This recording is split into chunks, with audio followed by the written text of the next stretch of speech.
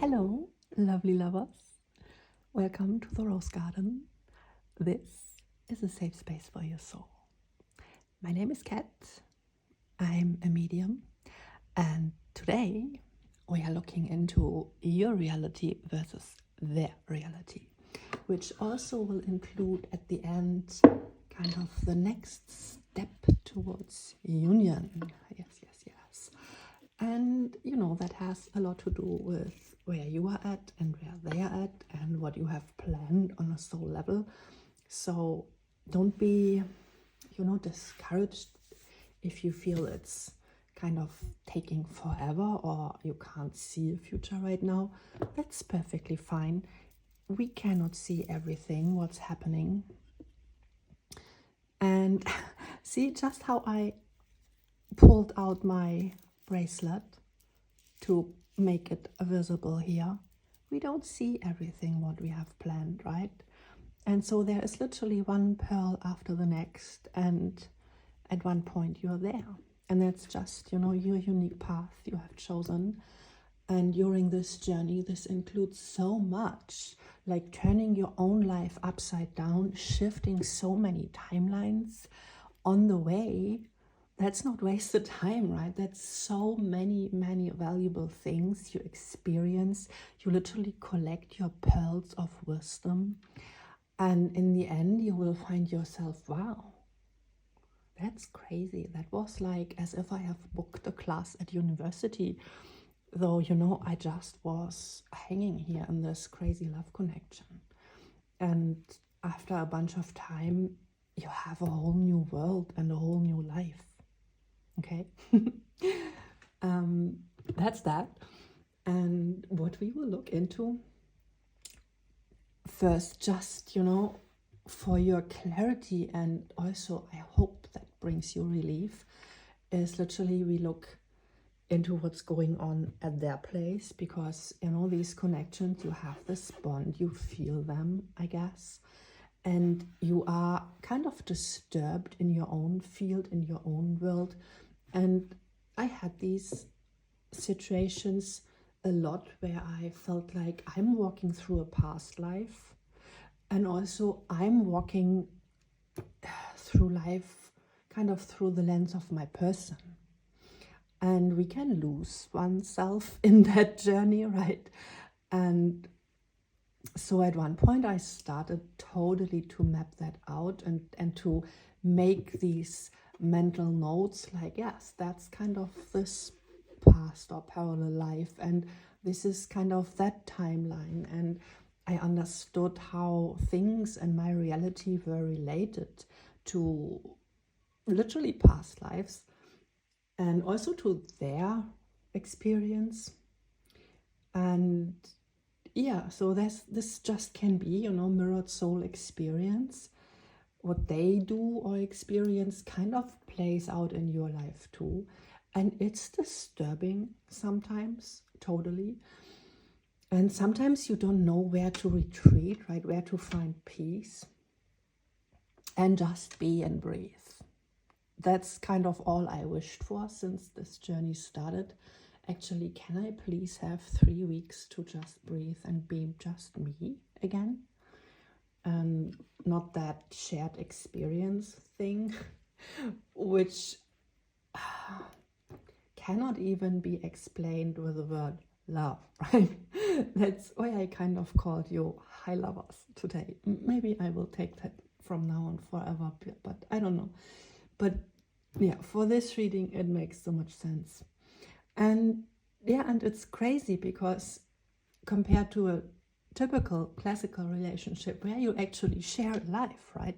Where you live together and where you know what's going on with your person, because you said good morning and then they went off for their day, and in the afternoon or evening they tell you, and then you kind of also have this shared experience. And yes, you also share kind of karma and energy, but you know where you pour your energy in, and you are kind of more free to say, well, actually, this is only your problem, or I can't, or you just say, yes, tell me, right? I listen.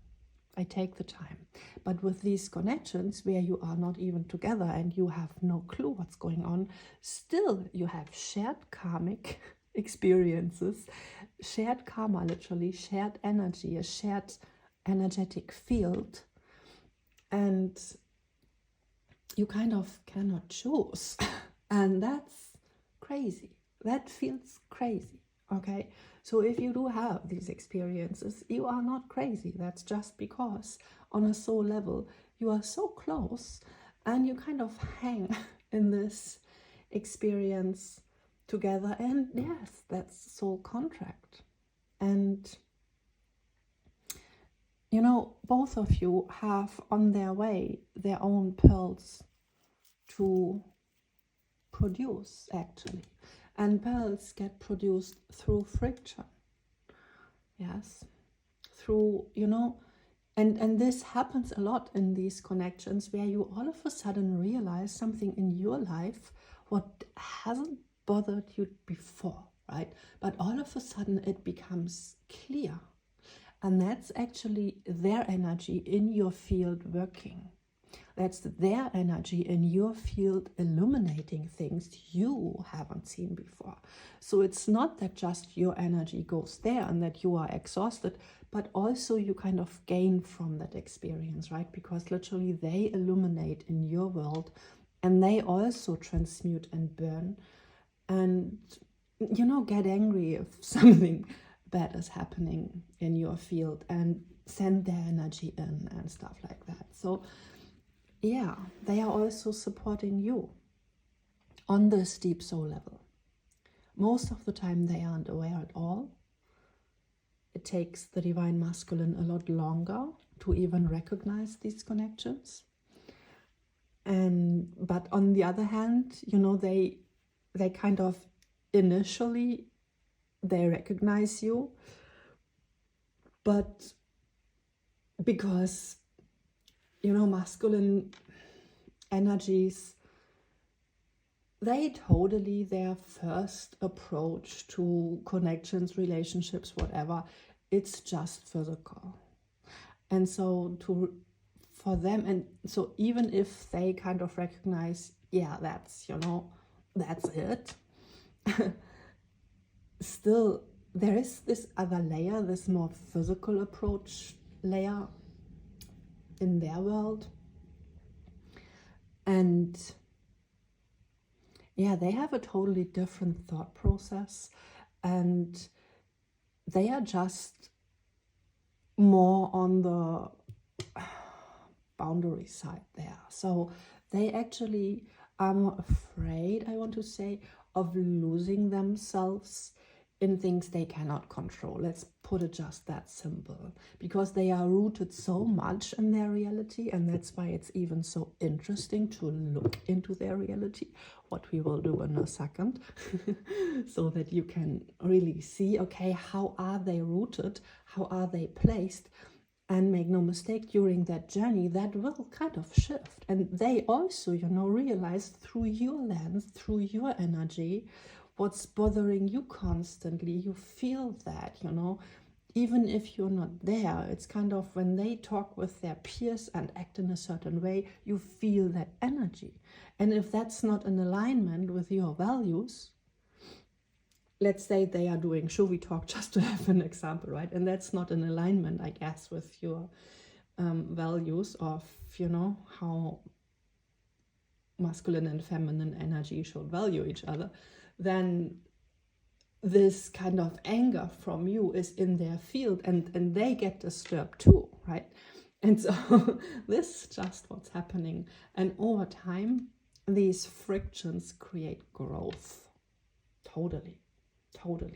It's like, see it as you have a picture, like in stone, maybe, you know, from concrete.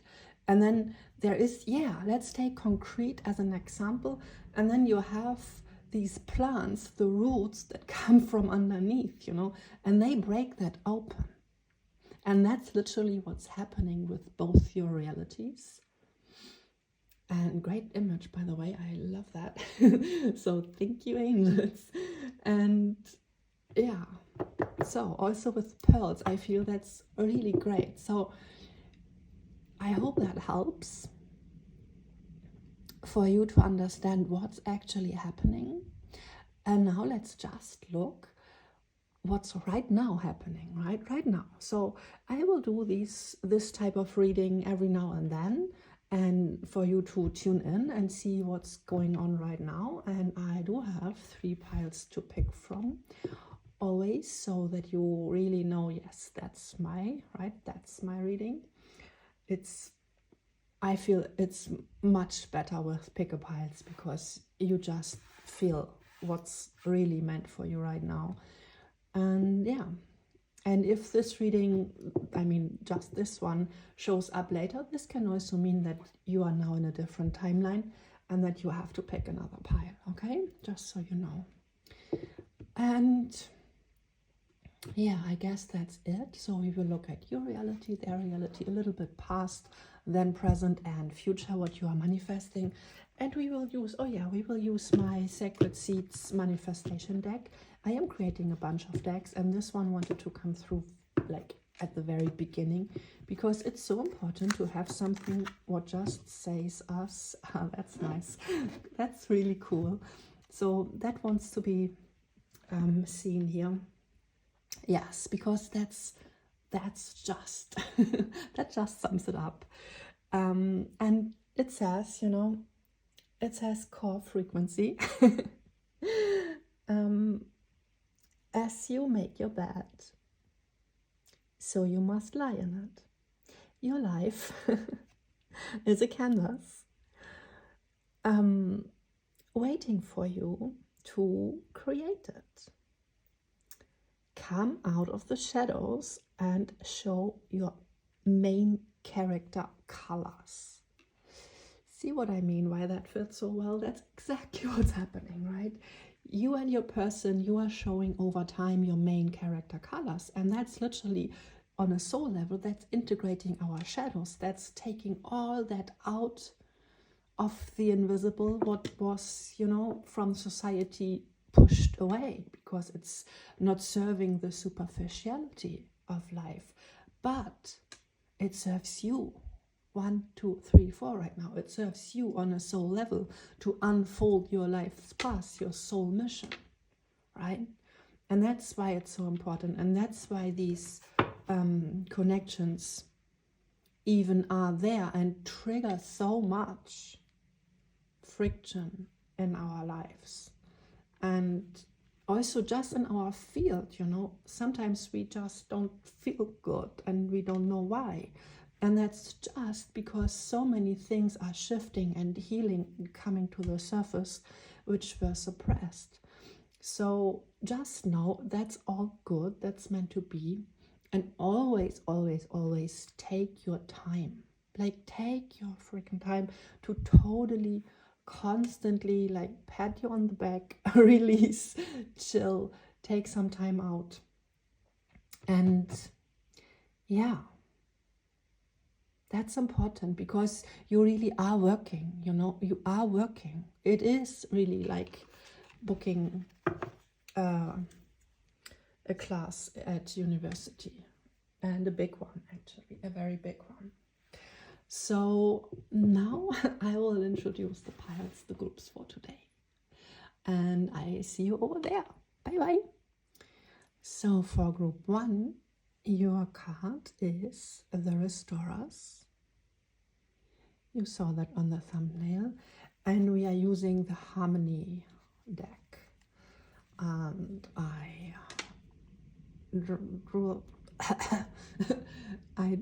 drew that card for you. I don't know why I couldn't speak, but yeah, 10 of Bream. That's 10 of Pentacles. So very nice, calm, chill. And here we have the kind of the same energy. See, it's retreat, and they are retreating. So retreat into your family group or into just nature or wherever. That's kind of the vibe here, right? You need, and with Pentacles, that's literally stepping out of the emotional realm and going into reality. I want to say that real quick. So if that's resonating. If you feel, yes, emotionally that was a lot going on and you kind of need something like a reality check, or just, you know, restore balance in life, body, mind and soul, all three aligning, I guess this is your group. So for group number 2, we do have warrior-esque energy with woad, a spear, boar, and an holly tree, which goes into the ancestral realm, and it's all about getting some strength out of the roots here. I feel like underworld kind of strength. So you are fighting something here, right? And we are using this tarot deck. I don't know the name actually. It has a lot of nice imagery, simplistic and good, clear. And we do have, I drew for you the, oh, it's the 8 of Swords. Okay, yeah, 8 of Swords. So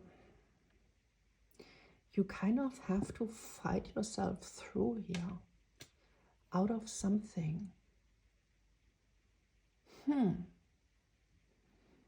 How interesting. In group 1, it was like you have to go into retreat, you have to go into kind of a cave energy, or, you know, a retreat energy.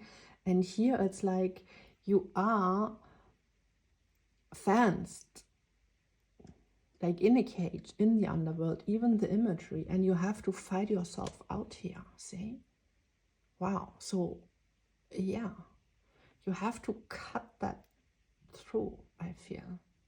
So if this is resonating, I guess group 2 is your group. So for group 3, we are using the Lunar Tarot. And you know, I pick all tarot decks I use intuitively. I just ask and take them. And interestingly, we drew Wolfsbane for you, the Banes. Huh. And the card I picked was the 7 of Swords with deception. Ooh, here's the Ace of Pentacles underneath. How interesting. And you know, with the Banes, that's super toxic here. And 7 of Swords, of course, also. But this speaks about the dosage and how to use it wisely, and how just a little bit of something can be helpful or even deadly, right? And the 7 of Swords, you might know from the Wade Smith deck, the image where there is a battle and someone goes in the dark, in the night, in the unseen, and takes 5 swords away so that the other party cannot hurt them. So this is kind of the background here. So yeah, use your talents here, your gifts. And yeah, I don't know, maybe we will draw 3 cards or something for the 3 herbs here, like 3 skills you shall use to keep yourself safe even, right? Or out of a situation. Yeah, it's more about keeping yourself safe, I guess. And maybe that's literally for nighttime. Maybe you cannot sleep well. Maybe you feel they are intruding through the etheric cord in your dreams, in the ethereal world. So this is a total deep astral thing here, maybe. And maybe not even related to this lifetime. I am using the Lenormands, and I do have 2 decks mixed together, and when this comes out, that's always past life stuff. So I feel maybe we will have something here, some really deep things, you know. I'm already so drawn into the darkness there, like, you know, the dark forest with all the hidden dangers I'm hearing and secrets. So yeah, let's explore that and keep you safe using your best strategy here. Okay, so if this is resonating, pick group 3. And I will insert a picture, of course, to tune in and choose in silence from all groups. And I see you in your one. Bye bye.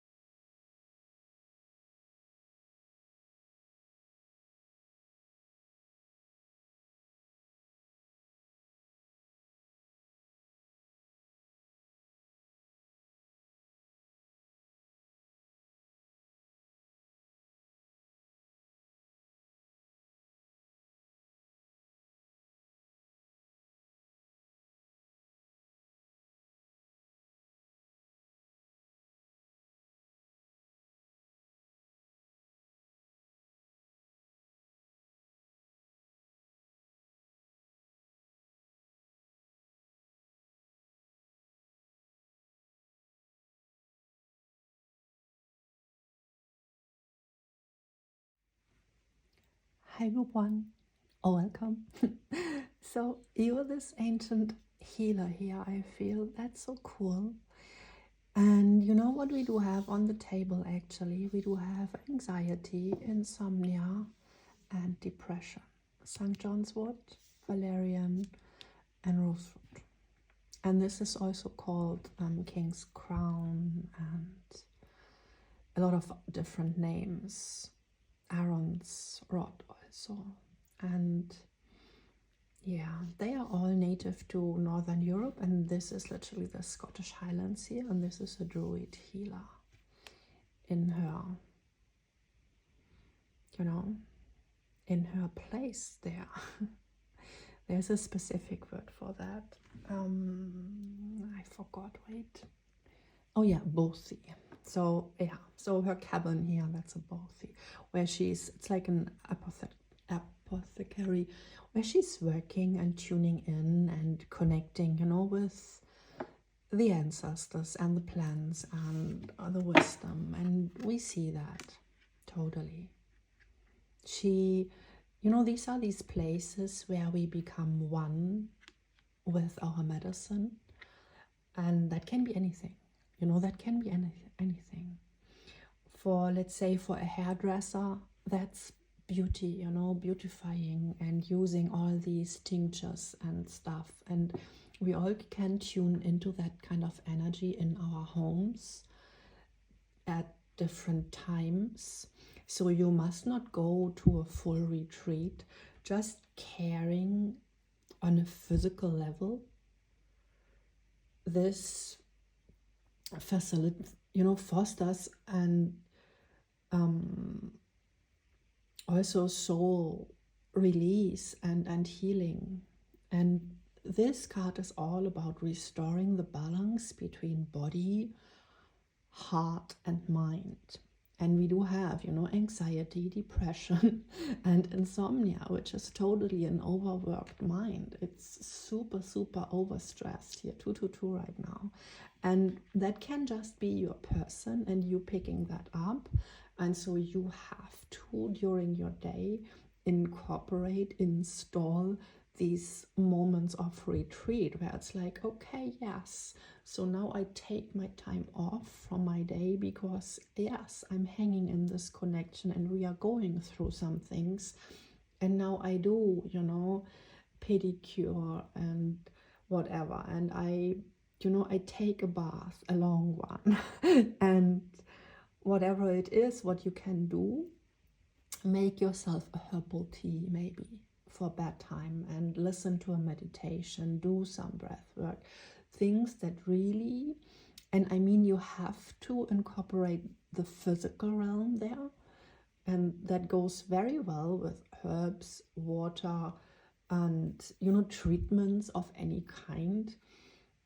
Even what I said, you know, beautifying yourself on a daily basis so that you're not hanging there in the pain constantly, but getting yourself physically back in touch with goodness, I want to say, to just keep it simple. And this brings in balance then also. Think about it that you are kind of sending medicine in a different timeline where you are suffering. Yeah, I don't know why I'm hearing it like that, but yeah. So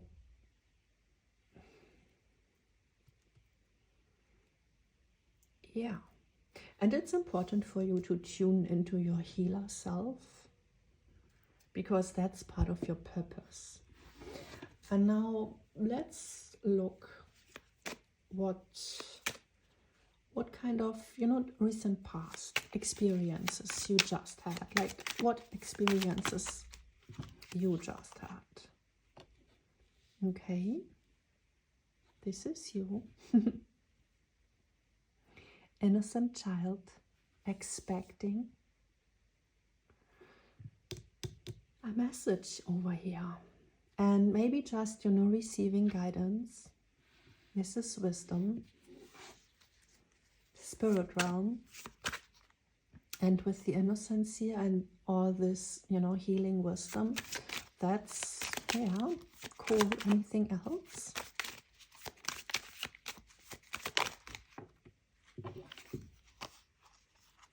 Okay. So it has to do literally with your health and with the rebirth kind of thing. And this is actually ancestral, right? I mean, this is deep. This is on a soul level. So maybe you are just going through a DNA upgrade, because with this innocent, child here, that's totally the spiritual purity. And I saw that as spirit guides, so soul family. We do have birds here also in the tree. For me, that's always like soul family, like starseed soul family from the other realms coming.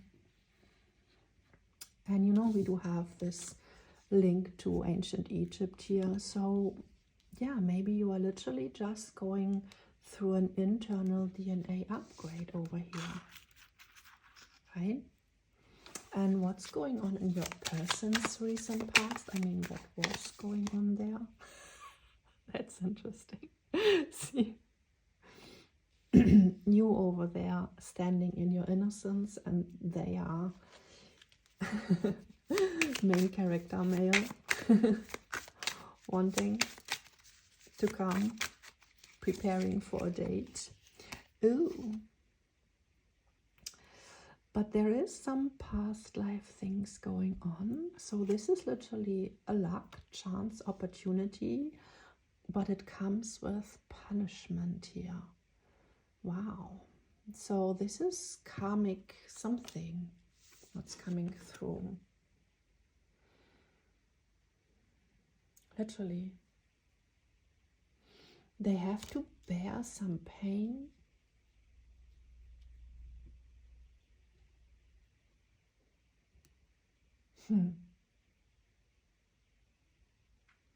They have to go through some pain to kind of unfold their path, I'm hearing. Okay. Or had to, that's recent past. So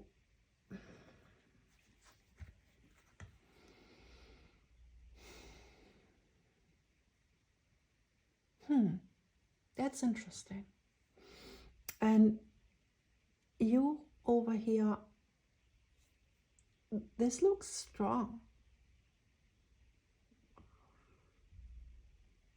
It's like you having the answer, the solution for their problem kind of thing. Very interesting. I do want to keep that for a second and see if we do have from the same deck something from the now, you right now. Ooh, right now you are in the clouds here. So mental distress.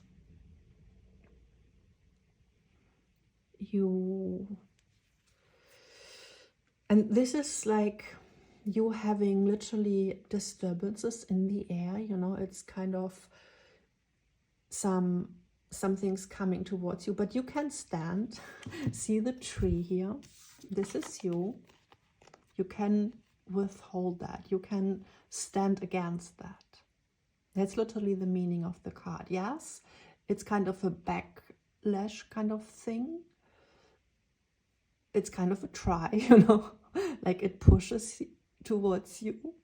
It's not at all the nice, comforting, warm breeze from behind. Just the opposite of that, right?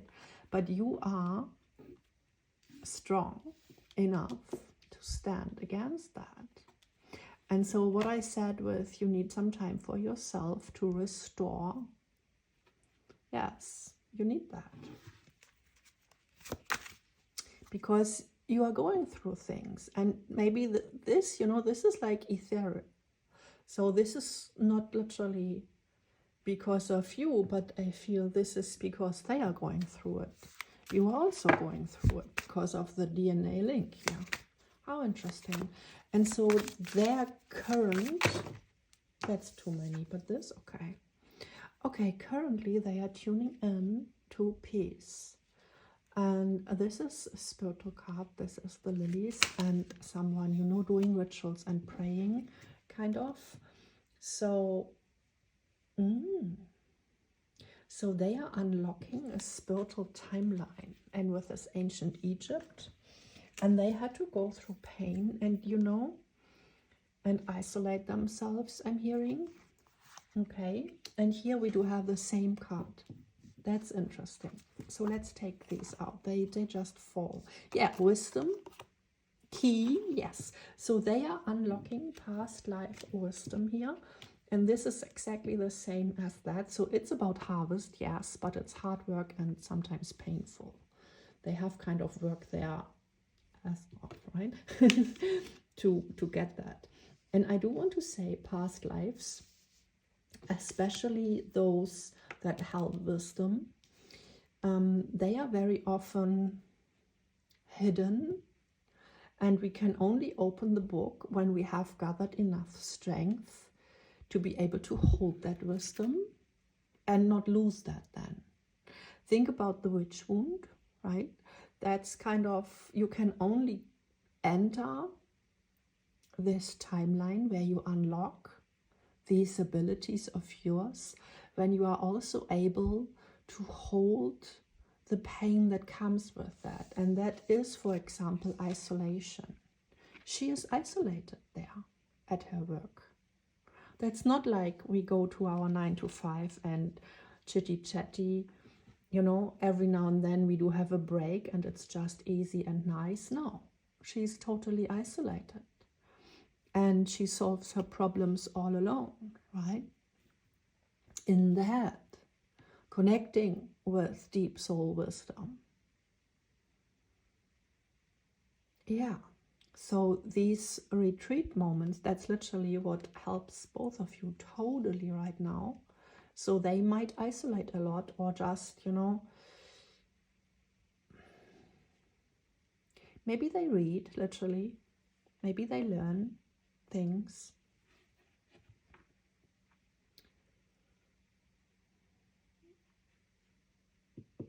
When they cannot sleep or something.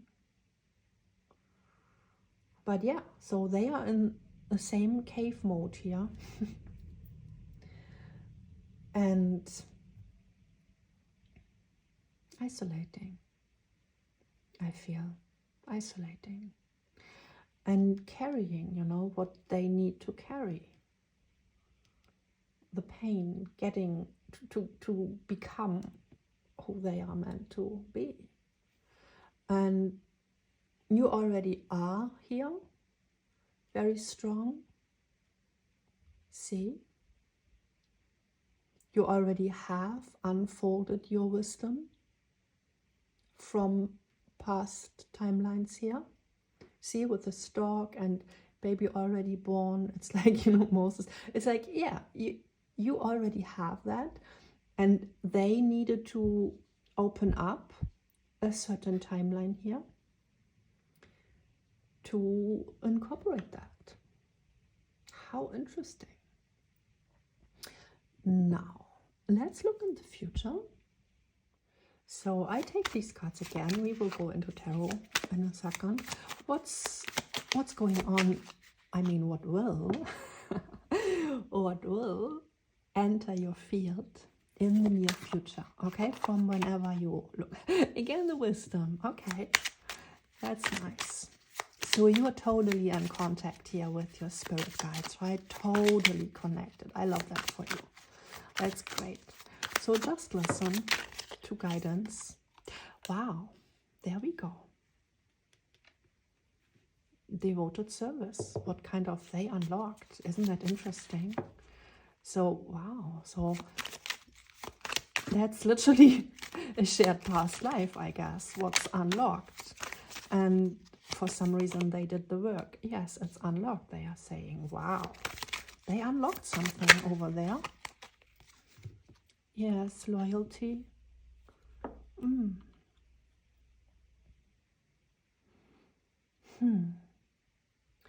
And we do have the mice. That's anxiety. That's, you know, stealing. But that's also, it's just a fact. If you have a lot, then everybody wants that. And the small ones, you know, they kind of come and take from your energy. So let's see what that's about. How we can prevent that. I mean, it came through literally with the dog here, right? And this is past life, and the dog is kind of watching. So I feel it's good because the dog is watching. You're protected, or you are protecting, right? Maybe you're the dog protecting, you know, this is present, kind of. I mean, it's future, but this is kind of ancient, you know what I mean, right? These two cards are ancient timeline cards. So can we have a clarifier for the mice, please? Okay, so this is related to your goal, literally. This is soul purpose, goal. This is the golden pot at the end of the rainbow. This is jackpot energy. This is your home. You're there. You're grounding yourself. Okay. So you're coming home to yourself. That's good. And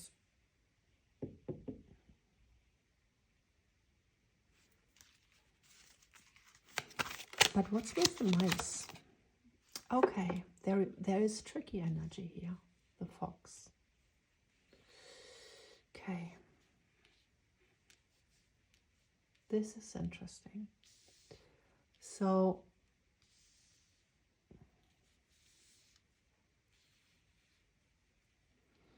it's all about you unlocking, you know, your soul mission here.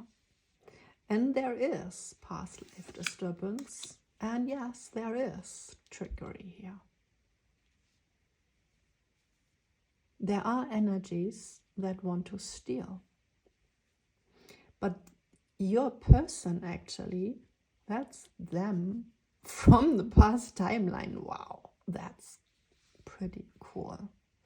Your person from the other timeline, what they have unlocked, is watching over your mission. And they are kind of holding these energies at bay, or overcoming that, you know. Maybe they in their life, this might play out like they in their life are challenged, you know, with those energies, and they have to fight that because we had the pain on their side, right? So kind of they are fighting something so that you can get to your peace. Wow. It's all about you getting to your destination. That's the most important. I want to have tarot in a second there. But let's see they near future, okay?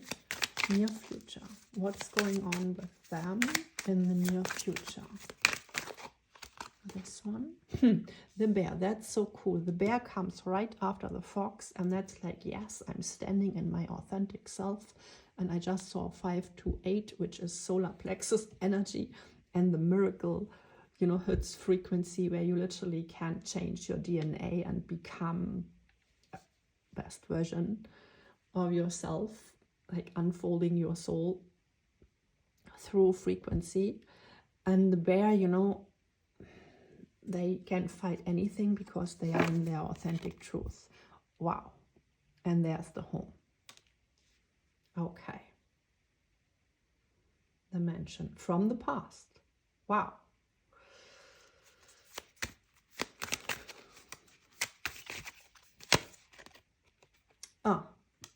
And there are the clouds. Wow, this reading is so interesting. And this was falling out. Isn't that cool? The snake. So they kind of have to protect themselves against the snake here. Snake stealing the heart, sun, harvest, journey.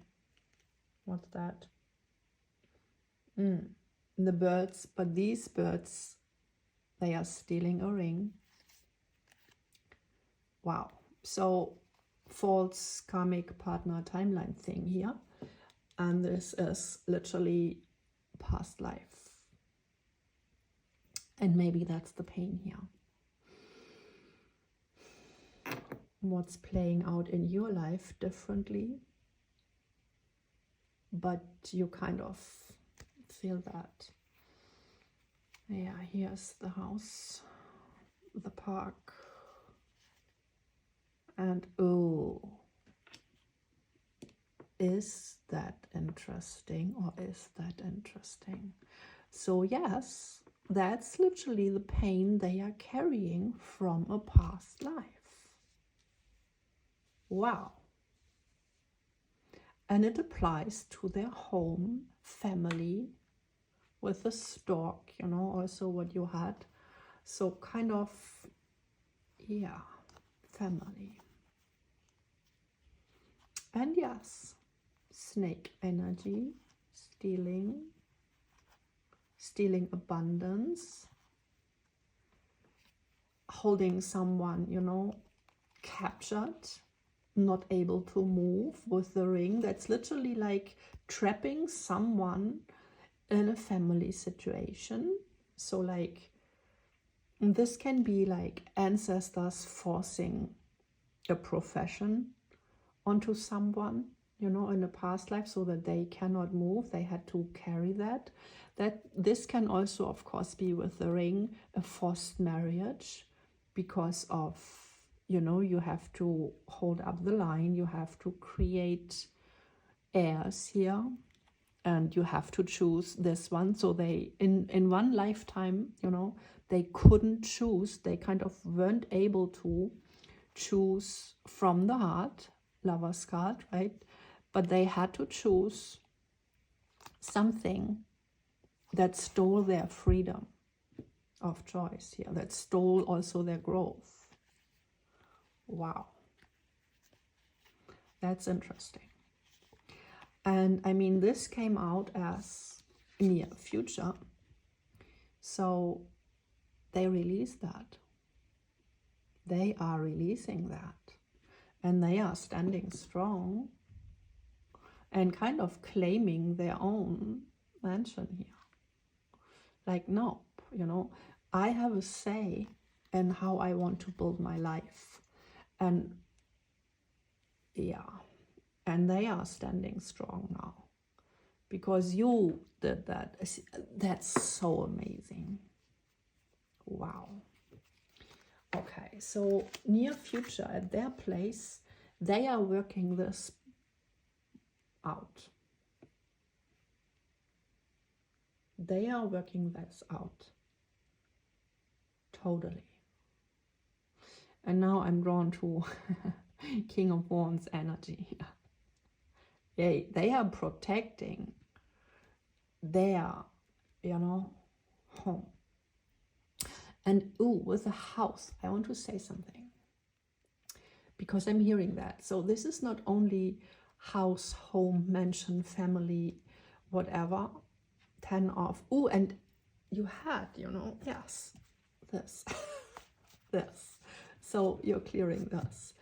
But also, there is a psychological thing, what you can do, where you imagine, you know, you are out there somewhere and you just walk through the meadows. You can just do that with me for a second. So kind of close your eyes and visualize landscape, meadows, some trees, I don't know, birds chirping, I don't know, whatever it is, some flowers, and you just are walking there. And then at one point you see, oh, there's a fence, or maybe a wall, or maybe, you know, something which signifies that there is kind of a territory, a privacy there.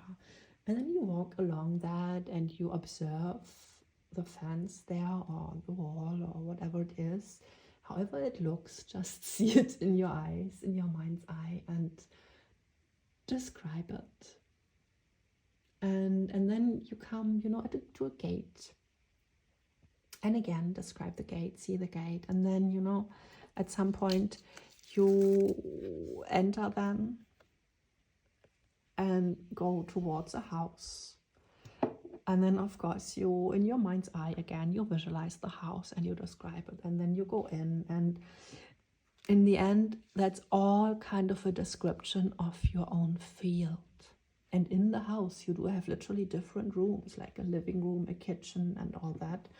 And if you go through that, and then, you know, in the attic, then there's a treasure chest, and then it's about what's in there. So you can totally visualize a whole house with a treasure somewhere in.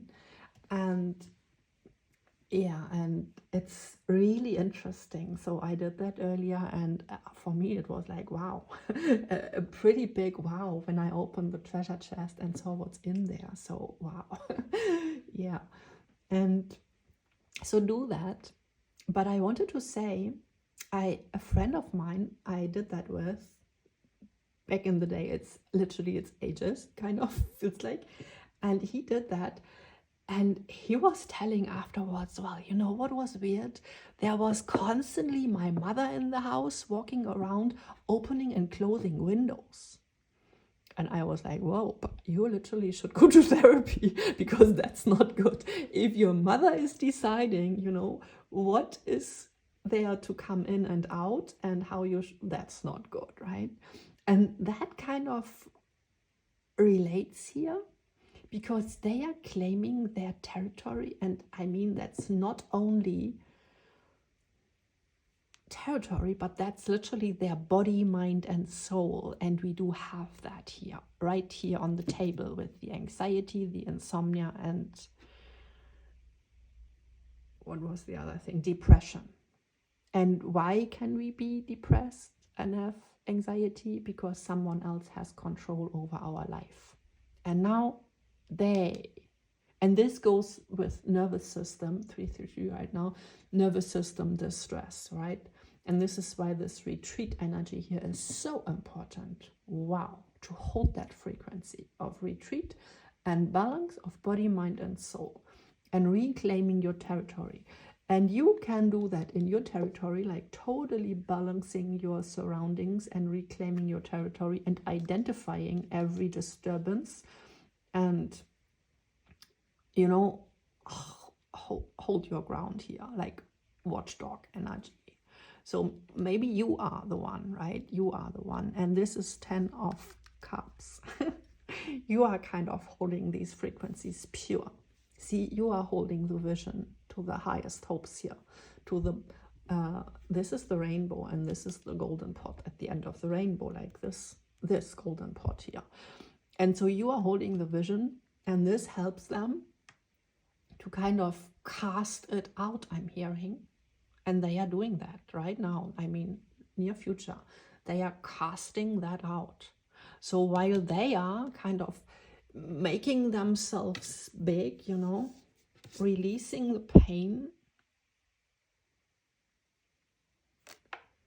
of letting others choose for them, steal their heart maybe even. People can do that, you know, we can be tricked into anything. If you are vulnerable to that, if you do have your body, mind and soul not so well protected, if there are, you know, with the mother and the open windows, that's that, right? Okay, so we got that, and you got them. Literally, you got them, and you, that's so cool, like you staying loyal, because I mean, you feel them probably in the other timeline. This is purity, right? And that's why you can face that, I guess.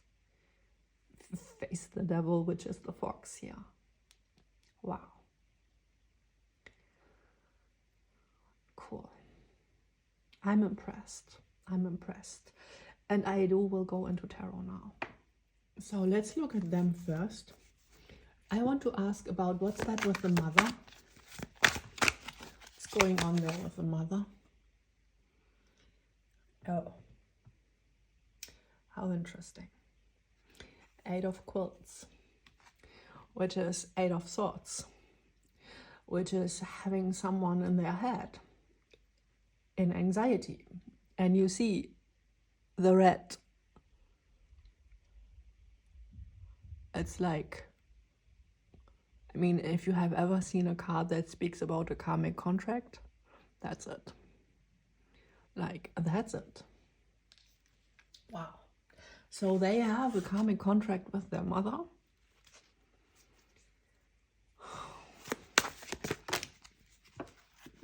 Oh.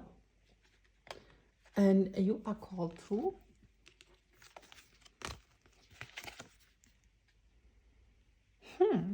Knight of Bream. Have I taken away the... Yes, I have taken away the 10 of Pentacles here, the 10 of Bream, but underneath the deck, we do have you now. Wow. And you are called to hold on. To hold the contract. What I was saying, right? You are holding the contract here. You are holding the loyalty. Because you feel that on the deeper level. Wow. 6 of Chalices. 6 of Cups. It's like you watch. Wow. This is like the whole past life thing here, and you watch that. Wow, wow, wow. This is 4 of Quilts, okay. With an affirmation here. And bringing it to rest. Like, piece it out. I'm hearing, wow, that's cool. Piece it out. 222. Piece that out, that piece of life. What are they saying there?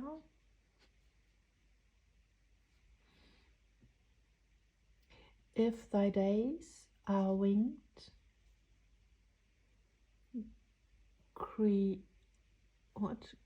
creatures do. Oh, if thy days as winged creatures do fly past, then dreams be not, but dust, and so may never last. Okay, it's kind of, maybe you can read it better than I can. It's kind of you tuning into these angelic spirit guide frequencies, and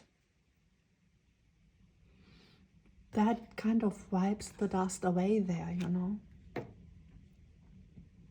And it's this kind of dust, bloody dust, right? Who see your person literally going through it here. Ooh. Okay. Just understand whatever is happening over there with the karmic, it causes them a lot of pain, and it's karmic because they kind of need to go through that for whatever reason, you know, we don't know. So let's see, how will they, your person, come out of that with knowledge. Hermit. That's good. They are gaining knowledge and abundance. That's the Empress. That's so cool, because that's you, the Empress, but the Empress was tainted with this overlay, you know, of their mother. So their mother has caused, and that's meant to be, right? There was a very, very strong soul tie between them and their mother. And their mother has kind of given them an imprint, a false imprint, of kind of a false image of how their counterpart should be or look like. Queen of Wands like. And so they were kind of looking for the wrong attributes. And they learned that the hard way, right? They learned that the hard way to then be able to kind of cut this imprint out. And I gave you the vision of their mother in their house running around, opening windows and shutting windows. So their mother would kind of shut the window towards you and open the window towards, you know, other people, which might have played out in literally bad advice, wrong advice. But if there was no speaking, no talking, then that's just about them, you know, having, we do have the, you know, totally, we know what our parents want and don't want, and what they think is acceptable and what not, and what they would choose for us and what not. We totally know that. These two cards came out. Isn't that interesting? 9 of Bream, like watching abundance, and 5 of Bream, like okay. So they have to pay, I feel, a price here. They have to pay a price. But they will come out of that with that knowledge. See, that's them now. They are like, okay, I learned. Like, I learned that cost me. Maybe it cost them a lot over here, right? Or just there. We don't know. You know, maybe 717 right now. But yeah, it finally, it kind of brought them back to self. This is totally, I'm myself now. I can choose for myself now. I can see myself now. I can feel myself now. I feel what I truly want now. I feel that. And before, I was so disturbed, you know, so much anxiety and depression. And yeah, with the 5 of Breams also, like a very, very low self-esteem. And now they are, I mean, this is near future. That's what they will experience. Like, watch the past here. and totally tune into their true abundance. And that has a lot to do with soul wisdom here and them coming back to self. Yes, very good, very good. So anything else about your near future over here? Okay, choice. It's like your choice. Interesting Lover's card, right? You can make your choices. And we do have the Eight of Chalices, which is a call to you go seek your light. Like what's, you know, the frequency you want to build on, kind of thing. And the Two of States, this is like, okay, I'm neutral, right? This is the Chariot before it moves. It's like I'm standing here watching. I can choose to go with them, maybe, right? Near future, you can choose. You know, maybe they went the wrong path and now they are coming back. That's kind of pretty much the dominating storyline here. And that's kind of classy, right? And so now you are standing here like, okay, that's the future. Okay. I can choose that. Okay. We already know, very slow, very steady, building one step after the next. Strategic even. And what you are totally called to is to tune into your core values. That's the most important here. Tune into your core values, because Eight of Chalices, that literally means stepping away from everything that's not the Two of Cups. And the Two of Cups, that's creating the rainbow and balance. And we had that image, you know, with the rainbow. And then you are protecting here. And you are literally coming from the future. So you already, 144 by the way, very pretty high star CDDNA chosen one energy over here. And so you are already kind of anchored in your highest timeline. And it's like now you come back and you can kind of come back and fetch them, you know, go get them. Maybe they are kind of, you know, fallen somehow and you kind of come in and get them. And now, yeah, it's like planning, future, strategy, and yeah, core values. Core values. Even affirm that with the Four of Quilts, like write it down. Kind of contract. Write your contract. Like what do I want? How? What can I say? How should that be, you know? How should someone treat me? How should I treat someone? I mean, that's best, by the way. Knight of Pentacle energy, that's just the stable, that's totally like secure attachment, like stable building one step after the next. Always secure, always having your own ground stable, also not overextending. That's so important, right? That's so important. And yeah.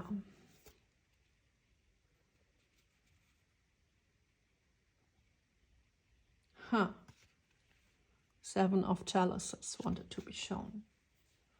Isn't that interesting? Pouring something in the cups here, and it's like rainbow colors. Yeah, so you decide that, right? And you bring, I don't see that toxic, I just see that like, okay, so it's kind of up to you to decide how your life shall look. And here's, no, it's not empty, but I saw it as empty. So maybe, you know, leave some room. And yeah, we do have a lot with space and taking space and balance, and with the rainbow. Yeah, so totally, that's the guidance here. I do want to, by the way, for the guidance part, use my deck also, the manifestation deck, to give you some clear advice here, how to face the road ahead, literally. So let's do that. What will help you to find the best steps on the road ahead? Someone turned itself around here. Interesting. Ooh. And now, this is quite a lot. Okay, burning the past. That's great. Okay, I will read it in a second. And I said something was turning around. Huh.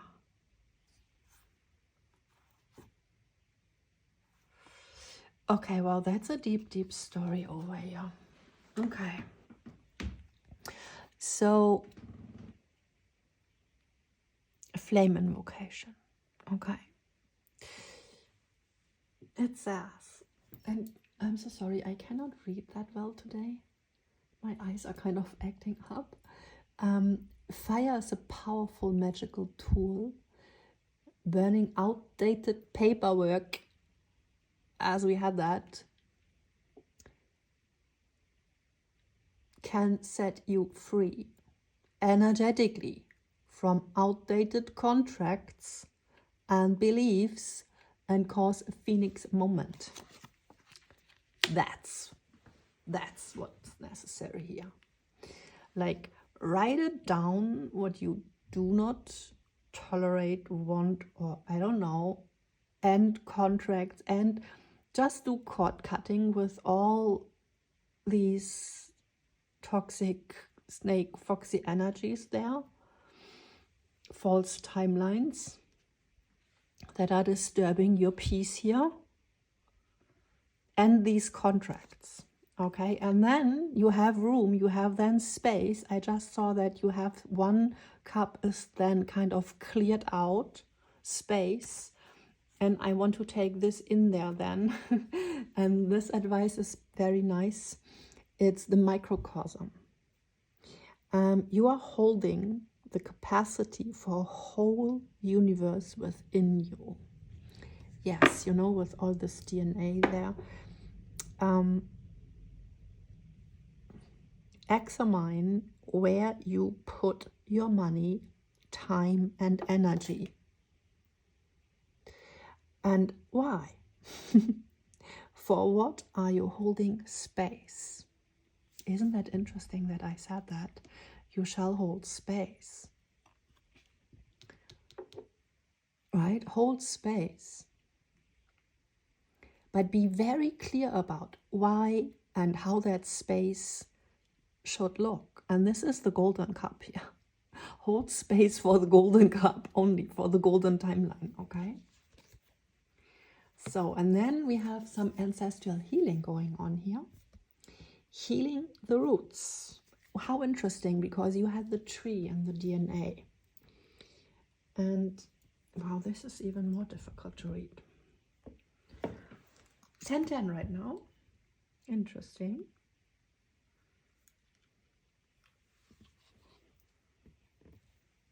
I will change the color here a little bit. But yeah, my eyes are really not good today. Your feet connect you to your ancestors. Is there anything that needs to be healed? The soul speaks through the body. Injuries tell his story. Here we have that. Soul speaks through the body. You are the healer. And injuries tell his story. Maybe even his story. Over here. 8 of Cups. You leave that there.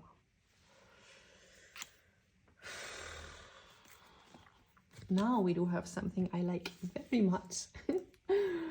And it's fortune telling. Prophecy is not prediction, but preparation. Your guides are prepping you so that your mind opens up to receive what the universe delivers. Open up for the possibility of the golden pot at the end of the rainbow. And you had the owls, like you know, your guides are speaking to you through prophecy, also through this reading. And now we have those two energies turned. And that's interesting because this is a past life thing here, attribute. And this is a gateway. And so I cannot read the text kind of because that would make no sense in reverse.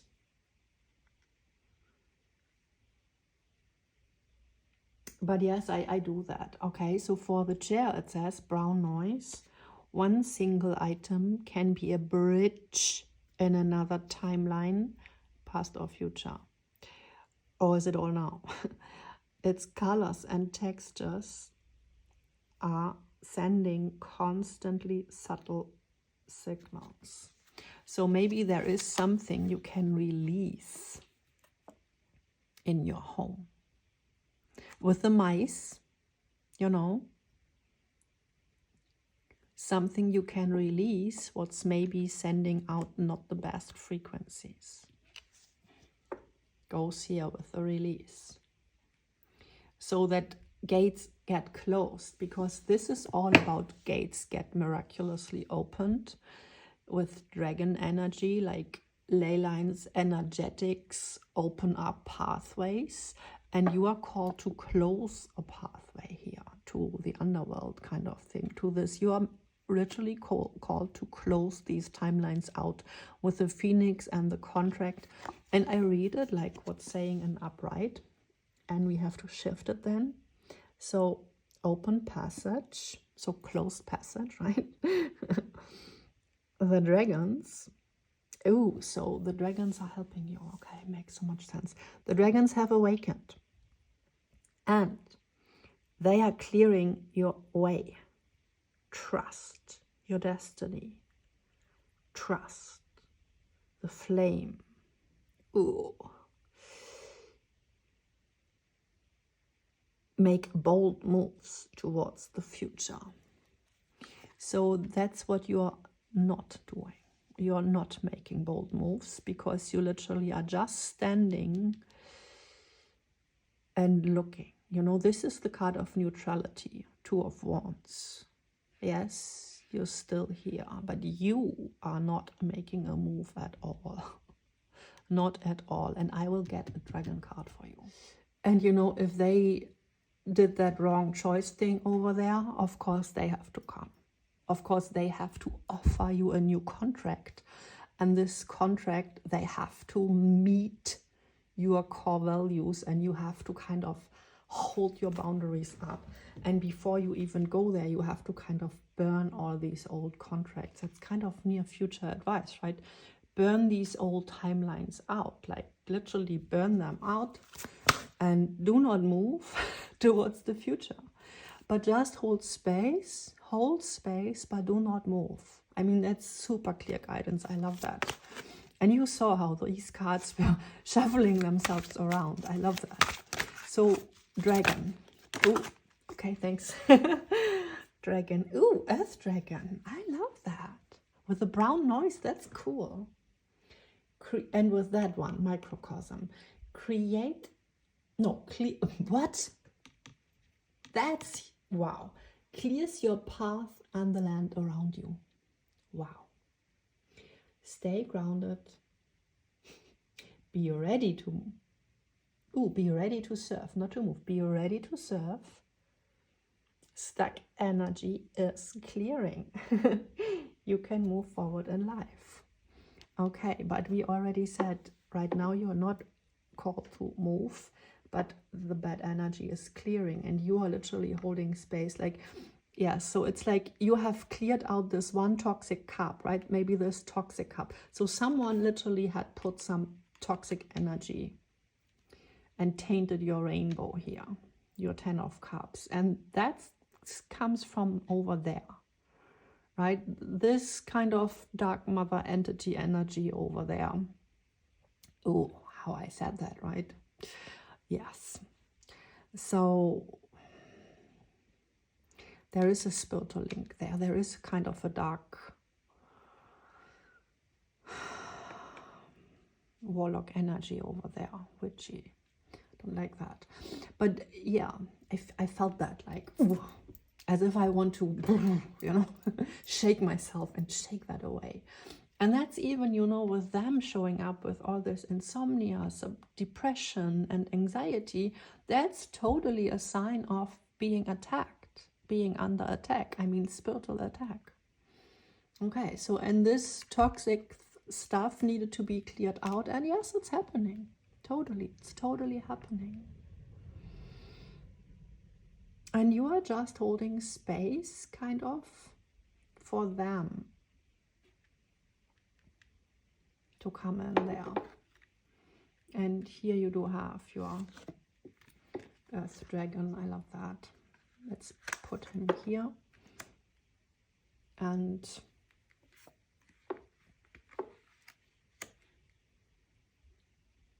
there we go. Okay.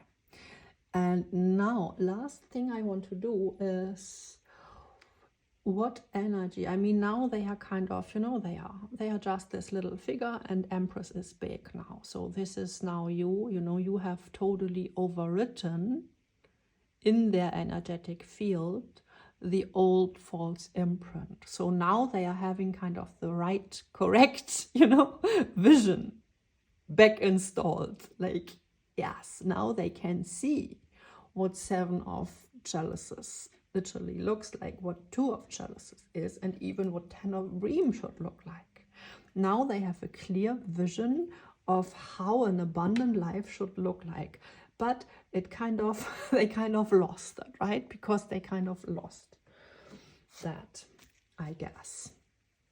So now let's see this bear, and you know, the bear is also this just awakened from the slumber energy, like now, and that's with the fox, right? And now they are there. So how would they kind of show themselves if they do, if they would come forward, right? We will see that. This 5 of chalices. Makes sense, right? They would come forward like with total regret. Okay. But see, they are not coming forward yet. They are totally looking at the losses here. We see that. They are looking at the loss. And right here is the 2 of cups, right? Behind them. So near future, they are not coming because they are digesting the wisdom they have learned over there with their kind of, yeah, toxic fallout. Okay. And what you can do is create balance between body, mind, and spirit, ease anxiety, cure depression, and see that you have very good sleep, right? Go for a walk in the evening, put on some meditative music, create this rainbow, this healing frequency, something very soft, calming, like nature drumming sounds, something like that, to create this bubble of peace, which is just holding space. And rest, you know, rest. And in your life, just build your life, you know, with focus, you know, with focus totally on the ground, on work, on basics of life. Like, coming back to basics now, burning all the drama away and then go back to basics. And not, this is not about, you know, big moves, how it is in the movies always. We have the drama and then next second it's like, yay, coming together, and next day marriage. No, that's not how it works. We need rest over here.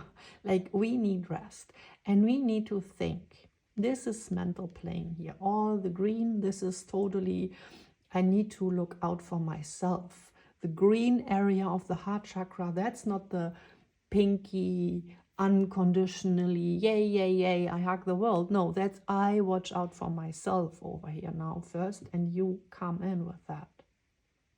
You watching out for yourself.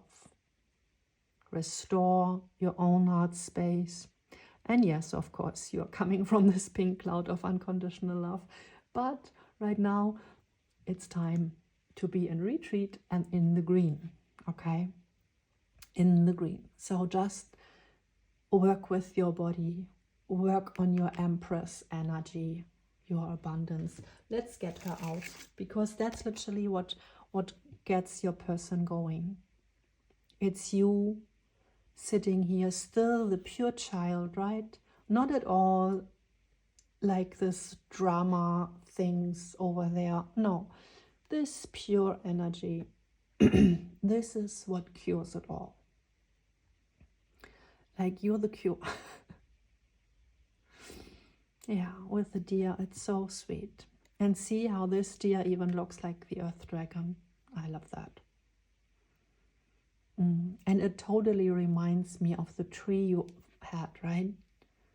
It's just so, you're so grounded in yourself. And your DNA is blossoming and creating abundance already. And yeah, so with the mice and the fox, of course, there is the need to, you know, sort things out in your space. This card always speaks about literally clearing the home to have just all the good things around you and put away what's not serving you, also with the old chair there. So put away some old things, right? Put them away to make room for the golden future timeline here. Make room for the gold. And clearing always brings a new energy, and also money, of course. Cleaning and clearing makes room and space for new things to come in. And see how this is so the same energy. I love that. We have that over there, right? Because that's literally, we keep her there. That's what helps them to find themselves back, to go back on track. And here's the track. The track is right here. But of course, see, at one point they have to turn around, go for their Two of Cups over there that are high on the shelf, right? That's your job to do, like create with the core values there, create this high value experience. They need to have that. They need to, and learn that, you know, wisdom. They need to learn, oh, a Two of Cups energy, that's not something that's not, you know, someone jumping at me and then, you know, dragging me into a relationship. Maybe that was how it was. Like someone jumping at them, dragging them into a relationship or situationship. No, Two of Cups, that's like, I'm planning that, I'm really wanting that, and I decide like step by step, and it goes slow. It's not dopamine based, you know, toxic drinking and let's do it. No, it's a thing, you know. This is dating, this is slow. Yeah, maybe you can have a date and play chess at some point. Yeah, but it's your job to keep the shelf high and to amp up your energy, okay? And I'm sending you so much love over here and over there and over there and over there. yeah. So, and thank you, Dragon. Thank you. And you, group ones, you have to leave a like for the energetic balance. That's also very important for your life. Never ever watch videos and don't leave a like. That's totally toxic. You have to do that just to keep your energy field balanced, okay? And if you would like to have me read for you again, you should subscribe. That would be great, by the way. I would love that. And I would love to read for you again. And so, having that said, I hope I see you soon, beautiful Empress over here and Healer over there. And yeah, I'm rooting for you. You see that? And I understand that wasn't that easy. Yeah, but very interesting, right? Very interesting. So I hope it helped. I hope it helped. And I leave it there. Bye-bye. Wow, group one, are you still here? We forgot these, and that's so cool. I took the deck away, cut the deck, and we do have completion, the world card.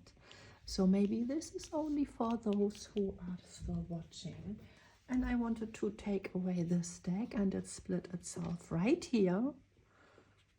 Ancient Egypt, wisdom, DNA upgrade, and your mission here again, right?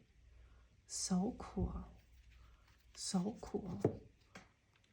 They did that, we had that, and you're holding space for the mission, for the purpose here, for the golden timeline.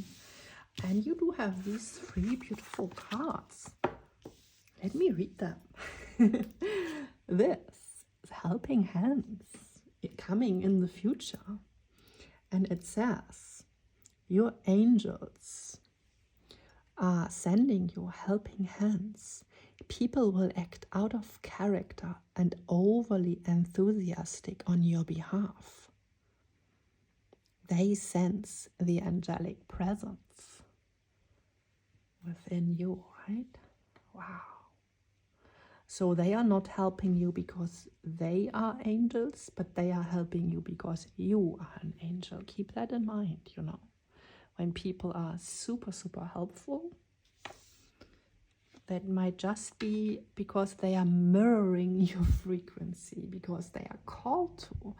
And we feel enlightened and enriched in the presence of angels, literally. Like, yeah. And the roses remembrance. So this is from the theme here. Yeah, and it's like, it's very deep. This is literally, these 2 cards are the 2 deepest here from the whole deck. That's why it's so cool with the world and all that, right? It's all on the table now, like the full story. Even if all seems to be lost and in ruins, the roses that have been planted long ago are still remembering your name. You are carrying sacred seeds. Yes, and that's so speaking about the soul contract. You both remember each other from different timelines.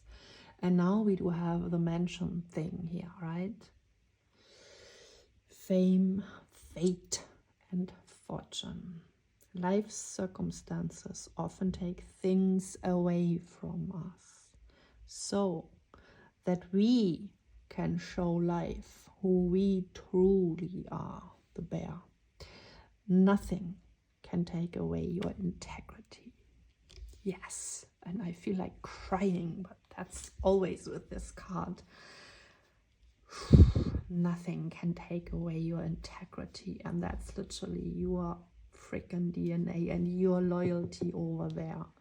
You feeling, I have to hold on, though it makes no sense, but I feel that. I feel that. And yes, you're right. That was just a karmic depth and theft and whatever intruders.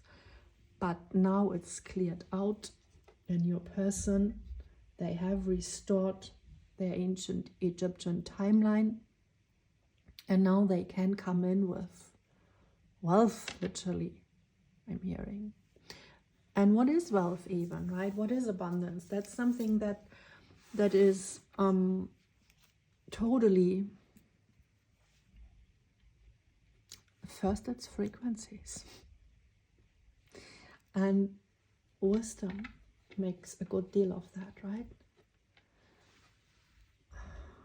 But there's so much more, you know, it's the openness, that we can open the doors, and that there is not a mother running around in our own house, shutting the windows, not allowing it in. This is literally karmic interference. You dealt with that, you're done, you're good. Because you remembered on this very, very deep soul level. I'm so happy and proud. And yeah, from now on, it will be much easier. Like the worst is behind you. Okay. So again, I'm sending you so much love. Bye-bye. Hi, group 2. Welcome. So you do have the vote here, which is standing strong and the holy tree and the spear. And yeah, this is an invitation into freedom. And you need that. There's a link to Saturn with this plant, and this plant also can dye, you know, clothes light blue like the sky. And this is literally the color of, you know, peace and freedom, this expansion. So you do need kind of Jupiter beyond Saturn, right? So you are right now, you are in this Saturnic experience where you are kind of capped and held and obstacles around you.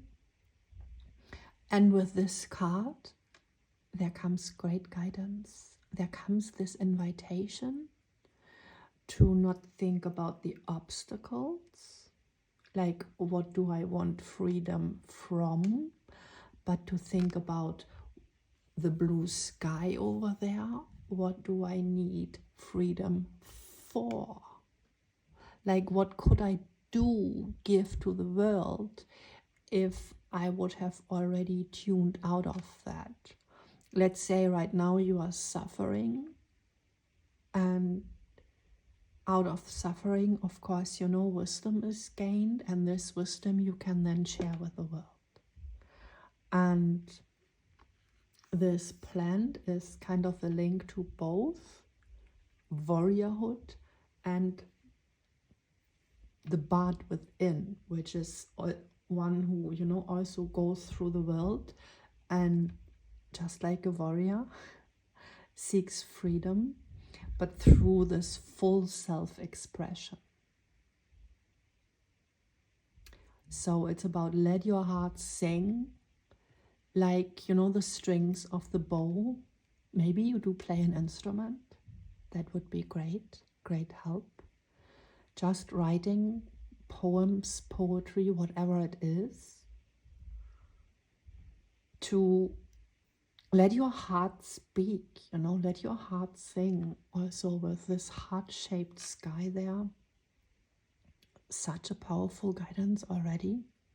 And very interesting how they shift the focus with this card from away from the obstacles and already, you know, beyond the fence. This is exactly how we manifest freedom. Like, be in the timeline beyond that already. Tune in there. What do I need freedom for? Right? That's so cool. So Now let's look at what's actually going on in your life. So first we will look into the recent past. Okay, a snake.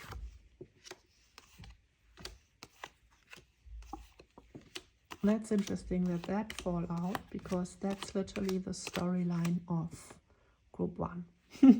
So we are totally clearly in a continuation. I will keep it like that because it makes sense, right? So yeah.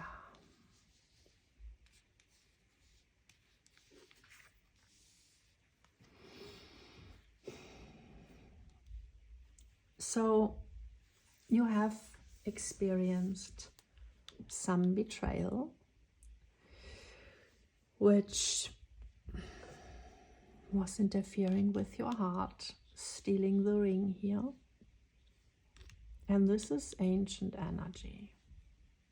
This is an ancient energy, like taking your freedom away, your journey away. This is totally the Jupiter energy, this blue sky opening, big, big win, big journey, big winds coming in. But well, this timeline was stolen. They stole the ring, they stole the heart. So I guess karmic partner right here, Queen of Wands, stole your romantic Ace of Pentacles opportunity here, your harvest, right? It's kind of you lost your harvest and they went out with someone else and took someone else home, kind of. That's the storyline. They took someone else home. They were out and about. Someone stole their heart. And, you know, that's Knight of Cups energy. So it's...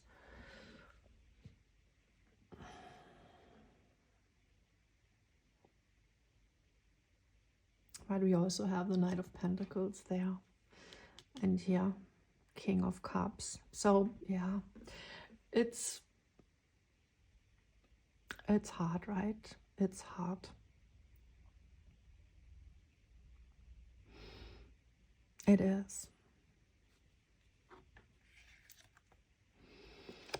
And with the 9 hearts, that was just, you know, personal.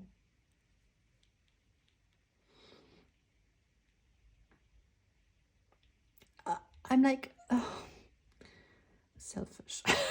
Like, they were selfish. I feel that. Selfish. With the sun, you know, sun is kind of an ego energy sometimes, and the sun just illuminating themselves, and this card standing out because it does not fit, and it's just, you know, them going on the solo ride, just thinking about themselves, maybe not even thinking because the horse is kind of carrying them. And the whole thing started with this Queen of Wands snake energy and taking the thing here into a wrong direction. Totally. And yeah, stealing the ring. So this can also, of course, speak about a relationship you had where you lost harvest.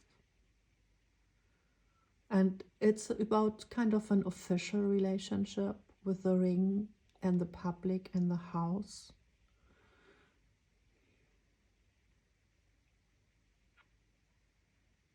And with the sun, that's about family also. Children might be involved here, which is kind of harvest of a soul contract, that's children. But harvest, that's also money. And yes, children do involve money. Gains or losses, right? Okay. what was then in their life, recent past? Oh, yes, exactly confirmed. They were kind of wanting to come towards you, but then all of a sudden, past life thing here, oops, other way, karmic. See, same horse, same rider, but this is past life, and here we do have it confirmed, karmic thing. So they kind of turn themselves around, like all of a sudden, see how this, they are standing here kind of wanting to court you, and then all of a sudden, whoosh, gone. And already pursuing someone else and taking them home and creating a family, maybe, I don't know. Like all of a sudden, out of the blue, like out of the blue, and you are there, what? You know? Quite crazy. Quite crazy.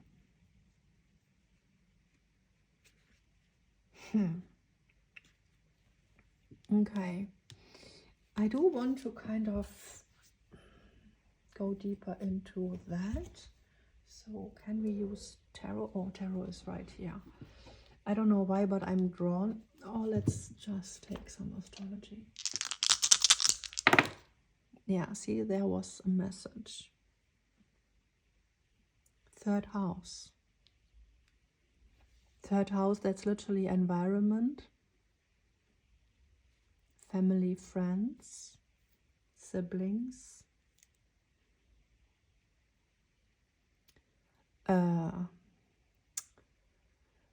wasn't saying anything, sorry. Scorpio. And the sun. Okay.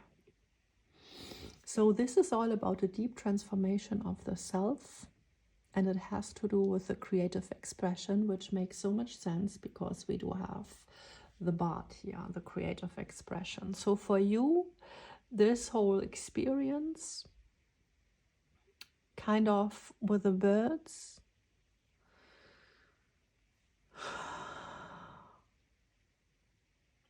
in the third house, so that brought you closer to see the window there, same as there. It's like, yes, now you are kind of kept in this storyline here, and you feel, you know, locked in there, like literally locked and ring gone, and but you're still sitting in the empty room. But you know, when we are sitting in this empty space, that triggers creativity to grow, that triggers soul growth. And right here outside the window, there is your soul growing. Already there. Your tree of life, your abundance, your wisdom, your whatever, your future, it's already growing. And so now with this card, we had the same message. You are totally called to, okay, not kind of obsess over what is keeping you stuck here, the situation, but think about, okay, if I would just step out of that now, and what could I do there, you know, out in the open? What could I create with the sun to bring some harvest, you know, to yourself and the world?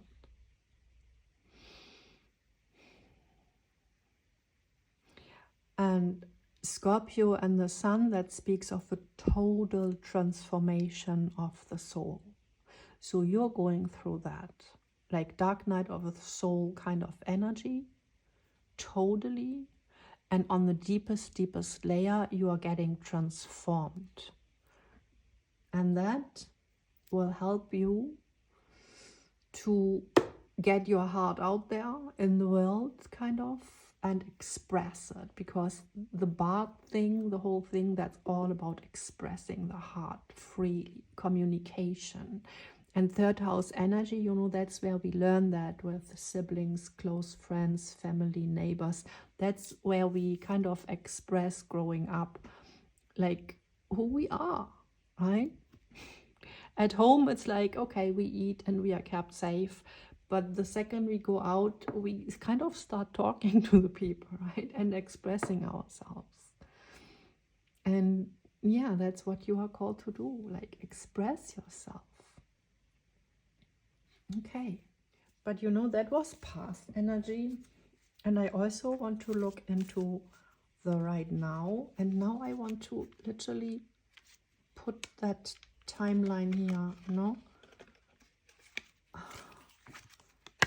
Take them apart.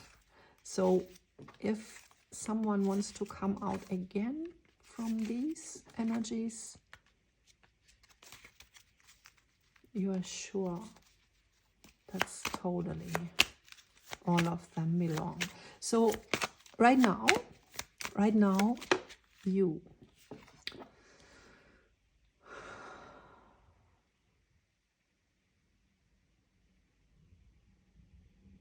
I like that. But I do not have too many words. I mean, I do have actually too many words at once. So it's it's literally you sitting in your soul here, in the depth, right? In the cave. And there's the hearth, which is core frequency energy, which is the light, the fire. And you're sitting here with, what is that? This ball here. And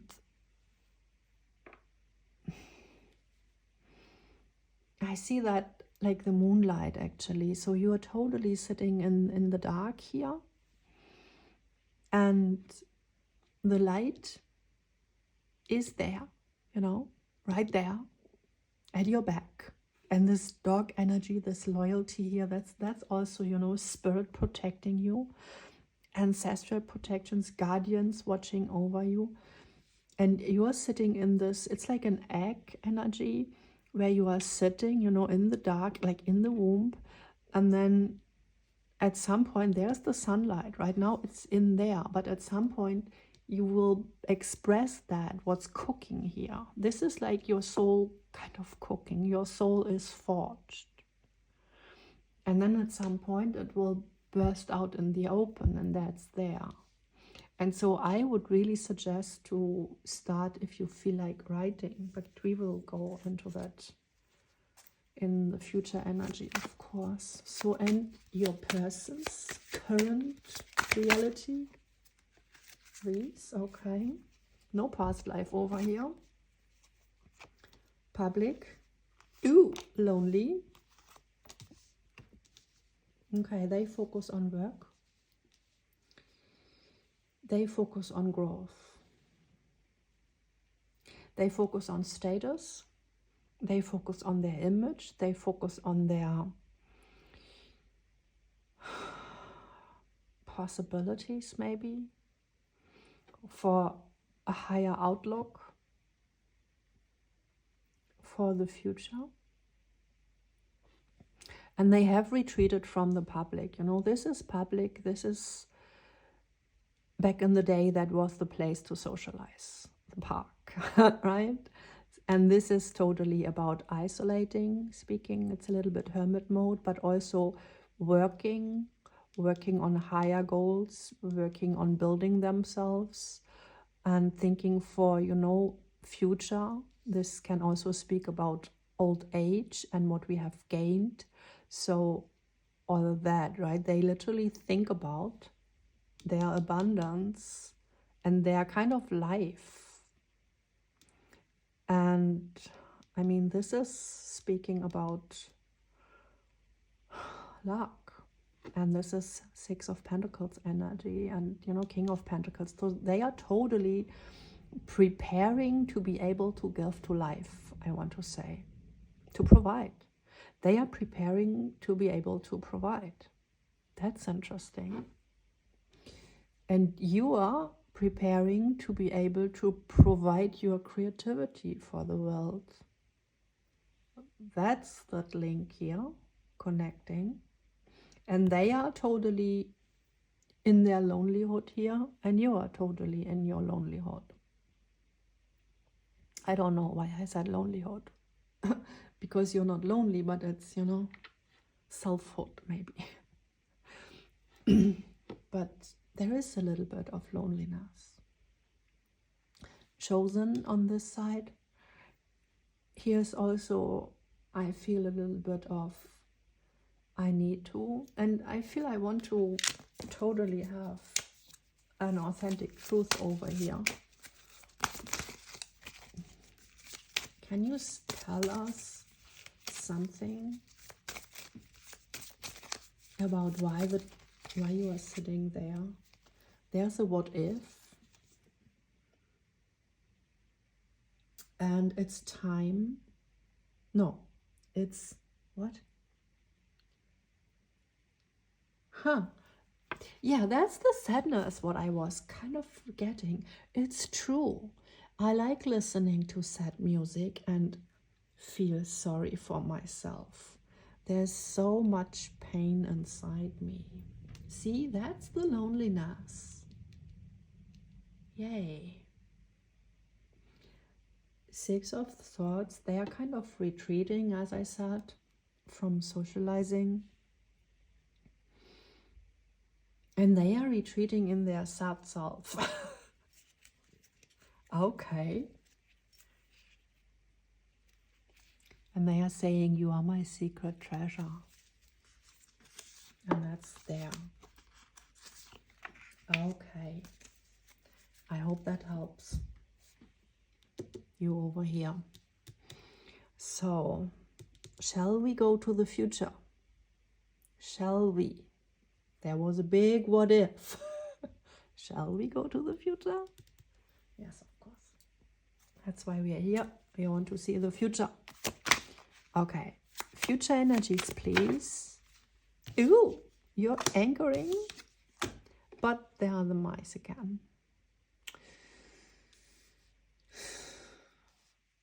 Purpose, soul, purpose, yes. There, you are anchoring yourself there. And these freaking mice, they were also in group 1. They are kind of, this is past life energies attacking your purpose. I really hate that. I'm getting angry at the mice. Yeah, freaking karma.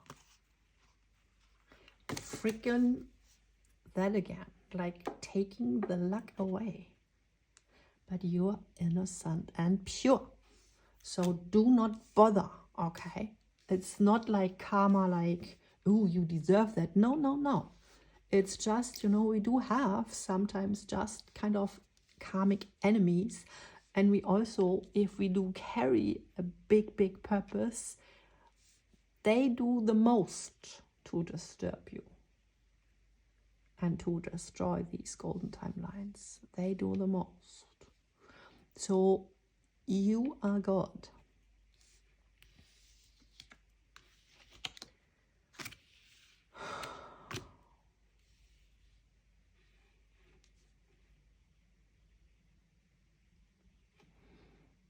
I will ask about that. So I do want to take him back also, because this is literally you here, and this is what's kind of playing out, you know, in different timelines. Isn't that interesting? And so let's see them, future. So what's going on in your future? Like current, no, not current, not recent, but near future, please. these, please. I prefer if you would spring out. Then we are very sure. Okay. This, okay. Okay. The lily literally fits with that. This is the purity. This is turning towards spirituality, turning inward, turning to the true. Channeling also, you know, Knight of Swords. Goes very well with the tower they were sitting in. And it's not a falling tower, but it's literally the retreat tower. This, the fox. That's that energy. So you are pretty much under attack over here. Maybe this is even, you know, not the continuation of group 1, but the other way around. I have no idea how this plays out. A love letter.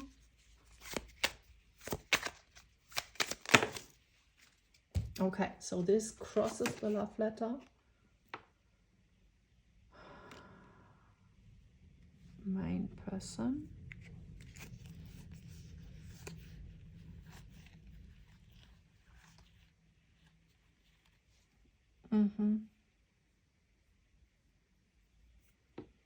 Okay. Okay. Okay. This goes over here. This is the fox energy over here. Wrong path. You had that. Wrong path. False guidance.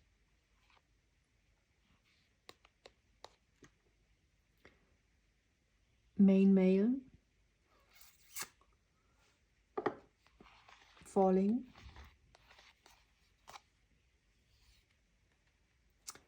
And yeah, that caused the loss over here. Harvest. So you literally lost energy in your realm, right? This is that, like, you lost, that's just, you lost energy. We cannot deny that. You lost kind of a bunch of energy. It's as if someone comes with a saw and he takes, or they take a branch away, right? And you have to regrow that. You can regrow that, but literally there is a loss of energy, an energetic loss, energetic theft happened, you know, and that has already happened. And they want to tell you that was wrong. They want to explain that to you. And they do want to explain that now they see the truth here.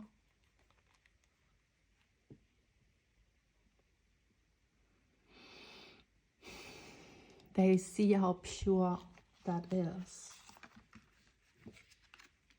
With the white, you know, that's all this, and this is so red, this is so, you know, root chakra, attention, this world, wrong path, easy road, right? And this is like, oh, that's the high road here, that's the high frequency over there. But now it's maybe kind of fenced.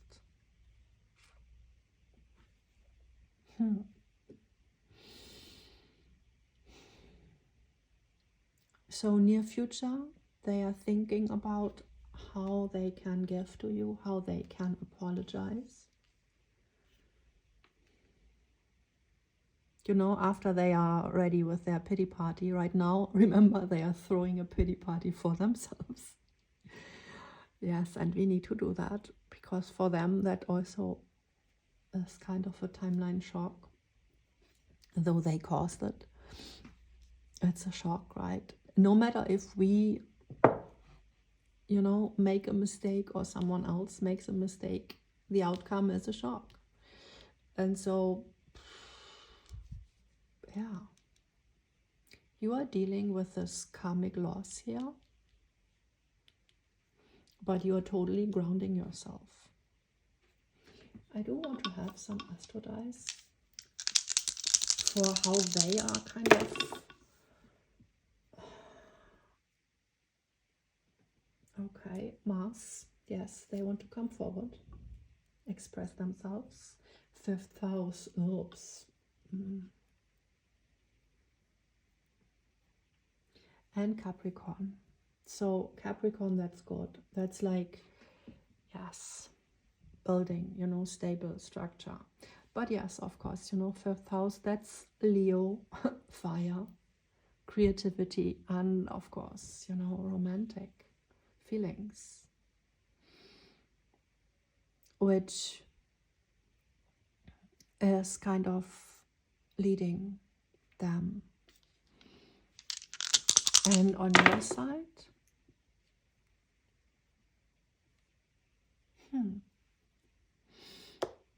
Scorpio again, the depth here, 10th house, yes, yes, yes, stabilizing, and the sun, and being self-centered, yes, and expression again, you know, self-expression. That's really, really important for you, is to self-express. Totally. That's so important. And I do want to have tarot now. So, first you. That's a lot. That's working. 8 of Pentacles. And this is literally regrowing the tree. Regrowing the missing pieces. And oh, interesting, they are in reverse, but this is, yeah, this is upright. Oh god, so how interesting.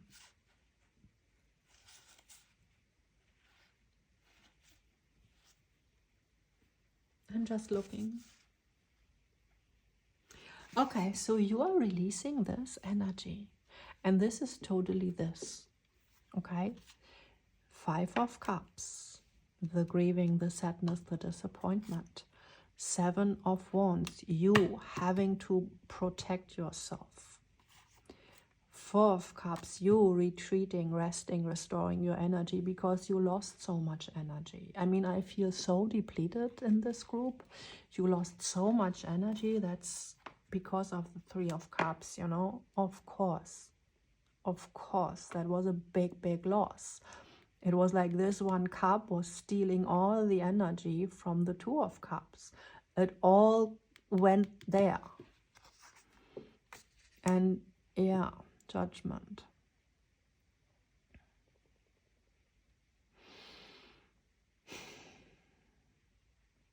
So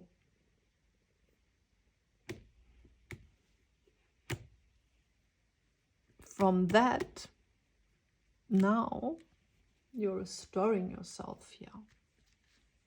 That's near future, is exactly that shift what we spoke at the very beginning. Like, do not focus on what's holding you captured over here. You know, what you need, you know, what you're kind of struggling and dealing and fighting with. No, think about what abundance can I hang there in my tree, right? Decorate your tree there. Oh, see how this sun totally moved up to the flowers here. So you're literally holding the sun in your hand, and that's like your energy, like your heart. Like, this needs to be expressed. Your heart needs to vibrate again. And from the depth, you know, with Scorpio here, this is so freaking powerful to do that with the Judgment you went through here. This was very, very deep underworld journey. And we do have, you know, the Holy Tree, which is literally you kind of having that trip into the underworld, being that warrior that cuts karmic ties, kind of very, very deep down there. And now you are called to go back You know, this is kind of direct future energy. Go back and build on the ground, just like this flower here. Like, here I am, like little Mrs. Sunshine. I'm there. I'm still standing, and yes, I'm still shining. And my, you know, my voice is kind of breaking. It's hard. It's hard. It's heavy energies over here. And let's see them. Nearest future. The Lovers, of course. The Wheel of Fortune and the Lovers. Yes, we see that. They will come and express themselves. But I guess for them to be able to express themselves, you have to be able to express yourself too. This is the link here. Expressing what's on our hearts. Like building wings for the heart, for the strings of the heart. You know, I see it like that, like this beautiful, fragile heart. And it needs to become wings. And these wings need to vibrate like the strings of a harp, you know, this angelic frequency. And then you need to kind of sing. Can you sing a little bit? Tune. This also looks for me like music notes. It's totally, wow. If you are a musician, please tell me. That's so interesting. And yeah, and this connects, you know, this connects your purpose, this heart's tuning into the truth. So it's all about that, of course. Very beautiful. I do want to have one card, the Fool. Yay. New start. And tuning back into source, you know. 0. That's just through the core directly into source. With the sun all over the place, this pure energy, pure self-expression. That's higher self, pure expression.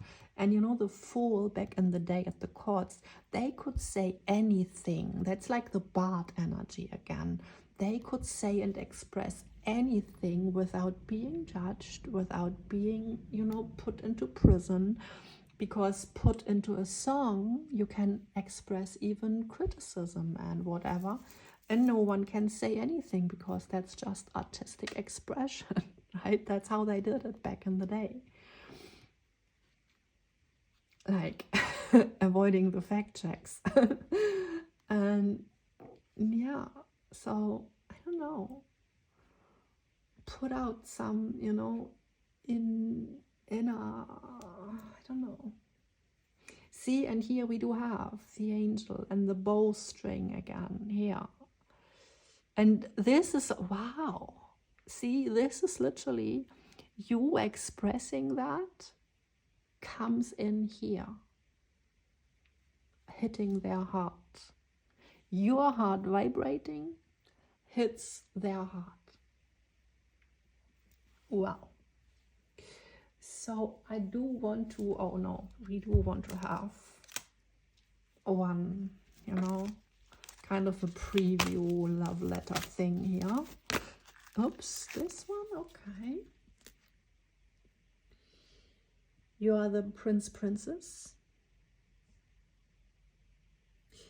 What?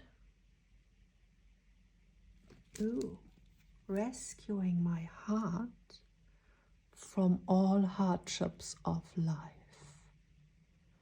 Wow. You are the prince or princess rescuing my heart from all hardships of life.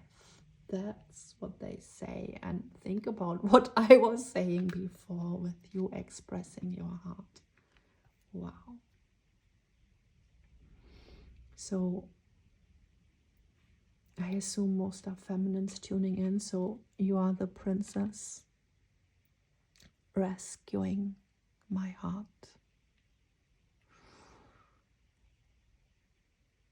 That's what they say.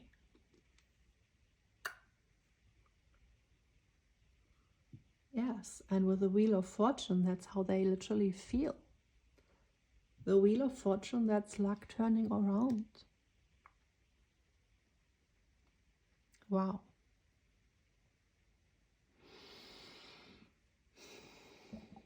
And this is also karmic board clearing. I love that for you, because that's necessary. That was really necessary. And 8 of Pentacles, that's also, you know, karma, yeah. But creating good karma. Wow. I feel this one also speaks. Okay. I truly didn't know myself before I saw you. You kind of switched me on. Yes, I had that in another reading. Yesterday, I guess, where I was also saying, see, this is the etheric connection, because this is the only card in the deck where it moved, and so we see the other side. And this is speaking about this super, super deep connection. And now, for some reason, I have another in my hand. It's you. It has always been you. And it will always be you. I just love you. Yes, they understand that now. But they didn't know themselves before. That's why they had to retreat from society in their tower there, tuning into, you know, like amplified sadness mode to kind of cleanse their heart, I'm feeling. So they did that, you know, with pain and sorrow. This can literally like purge out stored up dust and things, you know, energy that does not belong, like literally disturbances that would create, you know, false accords, mistune. Wow, makes so much sense. Okay, so is that enough for you, or do you need anything else from me? Oh, the candle is out. I guess it's a long time, right? I haven't seen that, but I guess that's part of the message. And the only candle I have prepared here is light blue, and I haven't thought, of course, about that. Yes. Now we will lit that again for the fresh start. And this is authentic self, purified. Light blue, that's authentic self-expression coming through here. Judgment, right? That's royal blue. But now it's purified here with the white, and it's freedom now. It's time to freedom. It's time for freedom now, literally. With the Fool, it's time to fully be your authentic selves, and that's literally higher self-embodiment. That's totally soul coming through, soul stepping in, soul growth here. You're good. You're good. But I do want to give you from my deck Sacred Seeds. I kind of expected that. See? Yes, yes, yes. And that makes so much sense, because, you know, we started with this 8 of Swords energy where you are fenced with obstacles, and maybe you can't, you don't have time because you have your 8 to 5 and maybe children and whatever responsibilities, families you take care of, family members, you know, I don't know what it is, but there is a lot on your plate, I guess, and a lot that kind of hinders you, and you're like, yeah, you know, theoretically all good, but how? And now I tell you how, because it says heart opening, a few days, you know, just a few days of freedom from your usual tasks can work wonders. Use your time out to tune into future timelines. Get a feeling for the future frequencies. Yeah, and you literally can do that just for a weekend. You can pretend, every weekend that you are someone else, that you are doing your soul purpose work, that you are an artist, that you are a musician. You even can there is a block. Like shock, that was like a shock. I am an artist. Wow, that was shocking. Especially I am a musician. Like, please repeat that. I am a musician. I am an artist. I am expressing myself. I am expressing my heart. I am expressing my soul. You have to repeat that. Wow. Wow. Heavy blocks over here. Clearing out, okay? So use time out. And what I wanted to say, you even can go at a weekend by train. That's best, where there are strangers and you can go like visit something, I don't know, a poetry jam or art exhibition or whatever interests you creative wise. And then when you meet strangers there, you're not saying, yeah, I'm interested in arts, or yeah, I'm interested in poetry, or yeah, I'm interested in music, but you just say, yeah, I'm a musician too. I do music too. I do art too. And maybe you only have done, one half sketch or one half song, or you just sing in the shower, but you feel like you should, right? And that's a way to tune yourself in there. And these people, when you are in these surroundings, that was actually guidance I gave someone, earlier. And that literally helps so much when you show up kind of in the new cloak.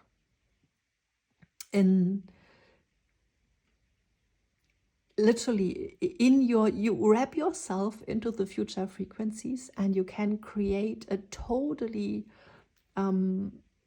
fast forward movement there when you have the reflections of other people supporting that. So when you are at that place then, and speaking as if, right, you were standing there since ever, like. And who can tell, like, since when you are a musician, right? Since yesterday or since 15 years? What's the difference even? Like, you are a musician, like right now. Okay, let's keep that example. And then, yeah, you speak with other people and they kind of recognize you as that and save your image as that. And that totally helps you. And I don't know, maybe you literally make friends and change numbers, and maybe you can go to a festival or whatever it is, where you totally get in tune and meet other people. Maybe it's art and craft, maybe you go to, you do pottery, I don't know, whatever it is. And then you're just there at the market and you're like, oh yeah, I do art and craft too, right? I do pottery. And then you exchange numbers and you, I don't know, you kind of tune in to the group, kind of the soul group. This is soul group energy, yes. Yes, tune into your soul group. Okay, that's great. And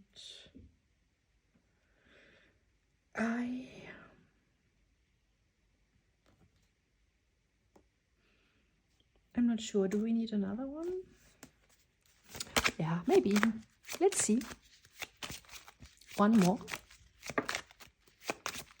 I kind of felt, Oh, that's interesting. Yes, that makes so much sense together.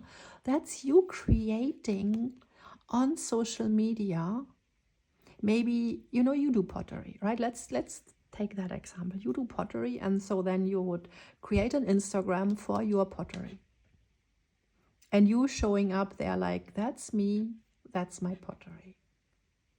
I'm the, I don't know, the potter, right? I do that. And this is saying green screen.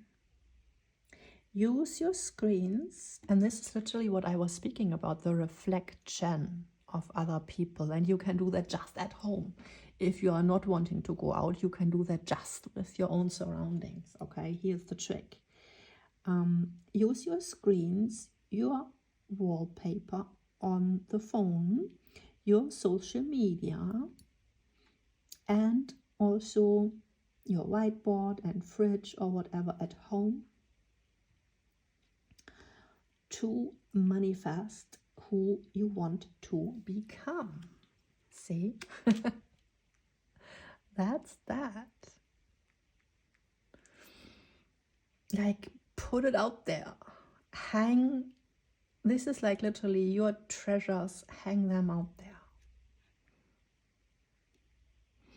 I did that when I tuned after doing teaching and workshops a long time and tuning back into artistry and, you know, just doing art, graphics and photography and a lot of things. I did that and created a profile and it was amazing. You know, I connected on social media with a lot of other artists, and it kind of fueled me so much. It was like, I felt immediately as if I was sitting, you know, in a group office with so many people and exchanging, you know, our art pieces and whatever we do. And later I retreated back because for me it was more going deep spiritual. So I do not have these profiles anymore. But for that time, that was great, right? That was great to just tune back in there. And literally I opened up a loop, a timeline. And yeah.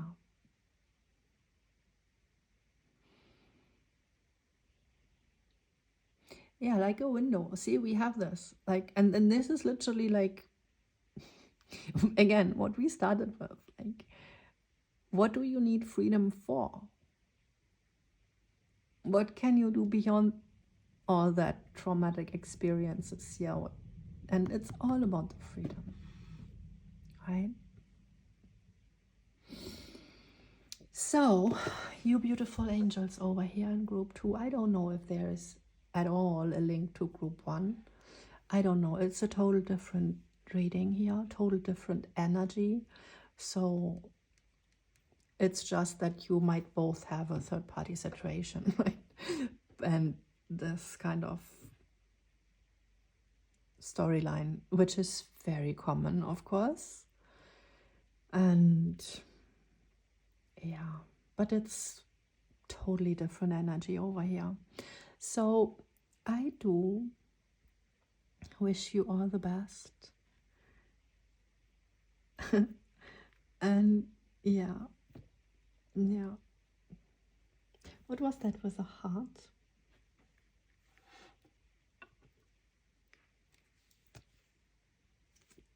That's not the heart.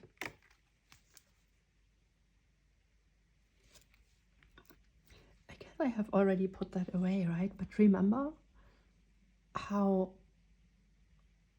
yes, you expressing your heart literally opens their heart.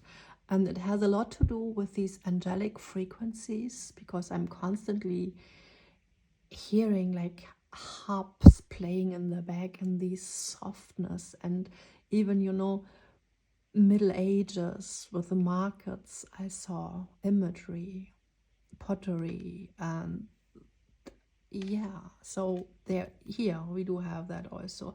There are, and with Bard energy, you know, there are ancient timelines here, or old timelines kind of pouring in, I feel. And you're kind of called to tap in there and re-invoke that energy and bring it out here in the open. Of course, transformed and fueled through, you know, these deep scorpionic. Scorpio, that's just the deepest. Yeah. So for a musician, wonderful. Wonderful. But you know, for every art, we need to go deep into the water. And Scorpio can do that. And whatever Scorpio creates, that transforms the world. Just saying. So it's very important that you are here and that you speak yourself and that you express your soul. We do have that confirmed so often, right? This is what you're called to do right now. Express your soul, your heartstrings. Okay, can you do that? Thank you so much. And I'm sending you all the best. Yay, where? There. All the best for you. And oh, you have to leave a like, of course, to have, you know, your energy balanced, and so that we don't create disturbances in the field. And so this is not about you have to give. No, this is just about creating balance, right? And I think it's ridiculous, actually, when I see videos, especially spiritual based topics, and there are only 10% of likes. I think, wow, how can these people be at all spiritual if they do not understand the basics of energy?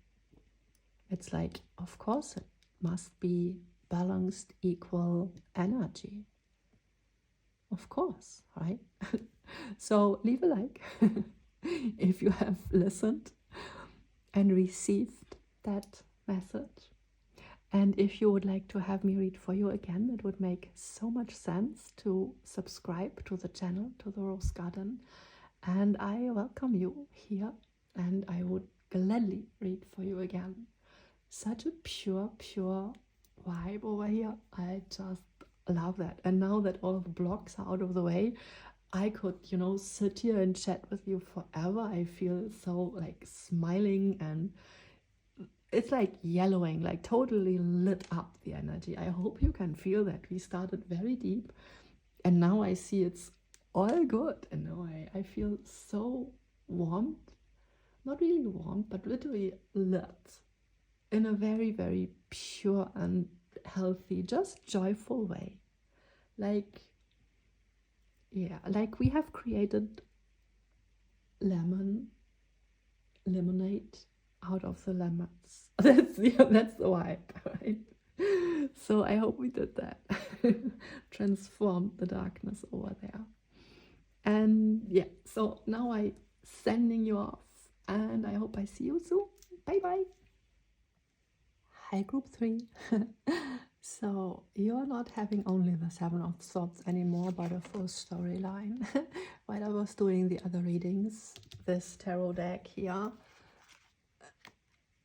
shifted a little bit, and underneath, you know, we had these two coming through. And I just saw it when I was preparing for your reading. So yeah, there we go. The Moon, the Magician. And this card literally speaks about, in the downside of it is someone acting in the dark, betraying, hidden, instead of coming forward truthfully and addressing what they dislike or whatever. It's just this, yeah, energy we see here. Yeah. And of course, with these three plants, there is a strong link to the astral. This is hemlock, and it was in the cup that ended the life of Socrates. So this is very toxic. They are all very toxic. This is more, you know, medium toxic. This was used to put it on the skin to create out-of-body experiences, I guess. So for astral traveling. So yeah, cream for the witches of the Middle Ages. And this is also called helmets. This is, you know, Wolfsbane, and it's also called the Devil's Helmet, and yeah, some other names. Blue Rocket. I love that, Blue Rocket. But yeah, so powerful trio here. Like, you're equipped with both light and dark energies here. You're equipped. So you're an alchemist, you're a shaman, you're someone that knows it all, you know, and you know what to apply when. And it's all about the dosage. So to kind of diminish darkness, sometimes we need to use a little bit darkness to diminish the darkness. That's just how it is. And everything who tells you differently is lying. And of course, you know, there is this kind of crazy thing with left hand path, that's dark magic and blah blah blah. No, actually the left hand connects you to yourself, and if you put that onto your heart and do ceremonies coming from the left hand, that's very powerful. That's you connecting with your energy. We see it right here. You connected with your own energy. And doing these rituals with the right hand, what, you know, church does, that literally disconnects you, especially with the cross they draw in the air. That kind of disconnects actually your heart space. So, right? And on a more magical sense, the left hand path, that's literally what I said, and the Druids knew, and they used that, of course, that sometimes we need to diminish. It's all about not only adding, that's light work, but diminishing, that's shadow work. And what are we doing with shadow work? We are cutting things out we don't want. For example, betrayal. For example, toxic behaviors, right? For example, whatever. I mean, literally, yeah. And I don't know, the uncertainty here, we want to cut that out and bring some light in, maybe. And yeah, clarity, right? And there's a book, it's called The Order of Love, and he, what's his name right now? I totally forgot right now. I love that book. I had it, yeah. Hellinger, sorry. Yeah, it's Hellinger, it's a German guy, and it's about, he used that mostly for therapy sessions where we can put our family around us. So like representing you, representing your mother, your father, your siblings, your person, whatever, right? And then you as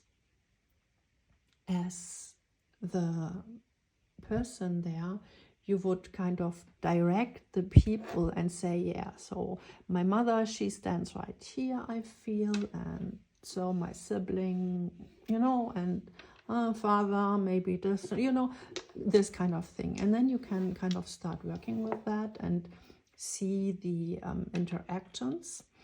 And the main thing in this book is what I love so much, that it's a lot about mirroring. And so how relationships are created, someone gives to you, you receive it if you like it. You know, you fully receive it if you like it. You fully receive, right? You open your hand, you fully receive.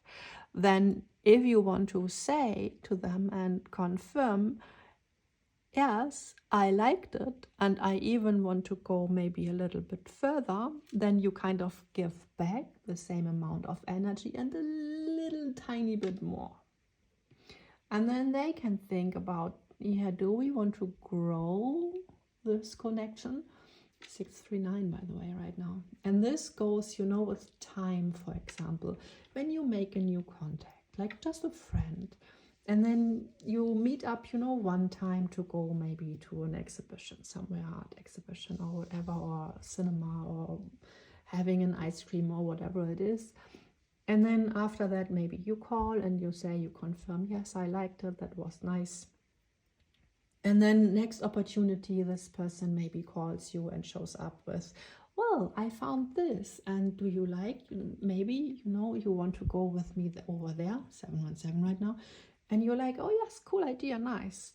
So next time, I guess you already know, it should be coming maybe from your part, or at least you can confirm if you're not that person, you say, oh well, you have to say that, yes, I really like that so much, and I do not have, you know, all these ideas. So, but if you find something else next time, I would totally enjoy if you would ask me again. That's kind of the least you have to do.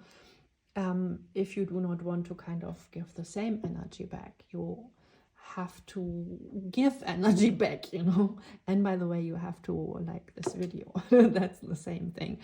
And we create balance or disbalance with how we act. And so if someone is breadcrumbing and holding back and playing the toxic game here, and you don't want that, it's not the best idea to show up with, you know, I give to the fullest to show you what's correct.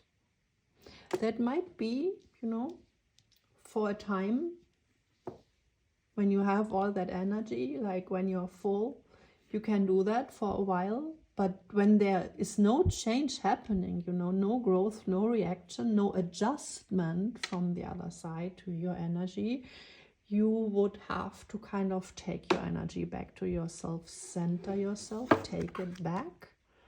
And then you would give, you know, just this little bit.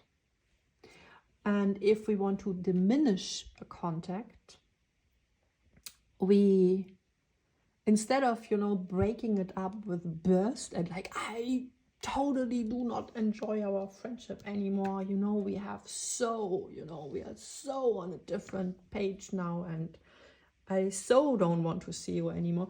It's much more kind of nicer and better to let that magically disappear with just giving a little bit less, and again a little bit less, and kind of you slowly stepping out. My child just moved there, stepping out of his door. Nice. Yeah, slowly moving out, right? And out of their lives. And this is just, you know, you playing with the energy, giving, adding a little bit or diminishing it a little bit. And this is strategy. Yes, this is mental clarity. Yes, about the emotional realm, about give and take, about adding and decreasing. And yes, that's high valuable superpower over here. I like that. I totally like that. And so if they were just, oh, I'm hiding my feelings and I'm acting as if, because, you know, oh, I felt like maybe I could drown in my feelings even. Maybe, you know, I could like them too much, and then maybe they were manipulating. So, you know, people act up like that out of fear of manipulation, basically.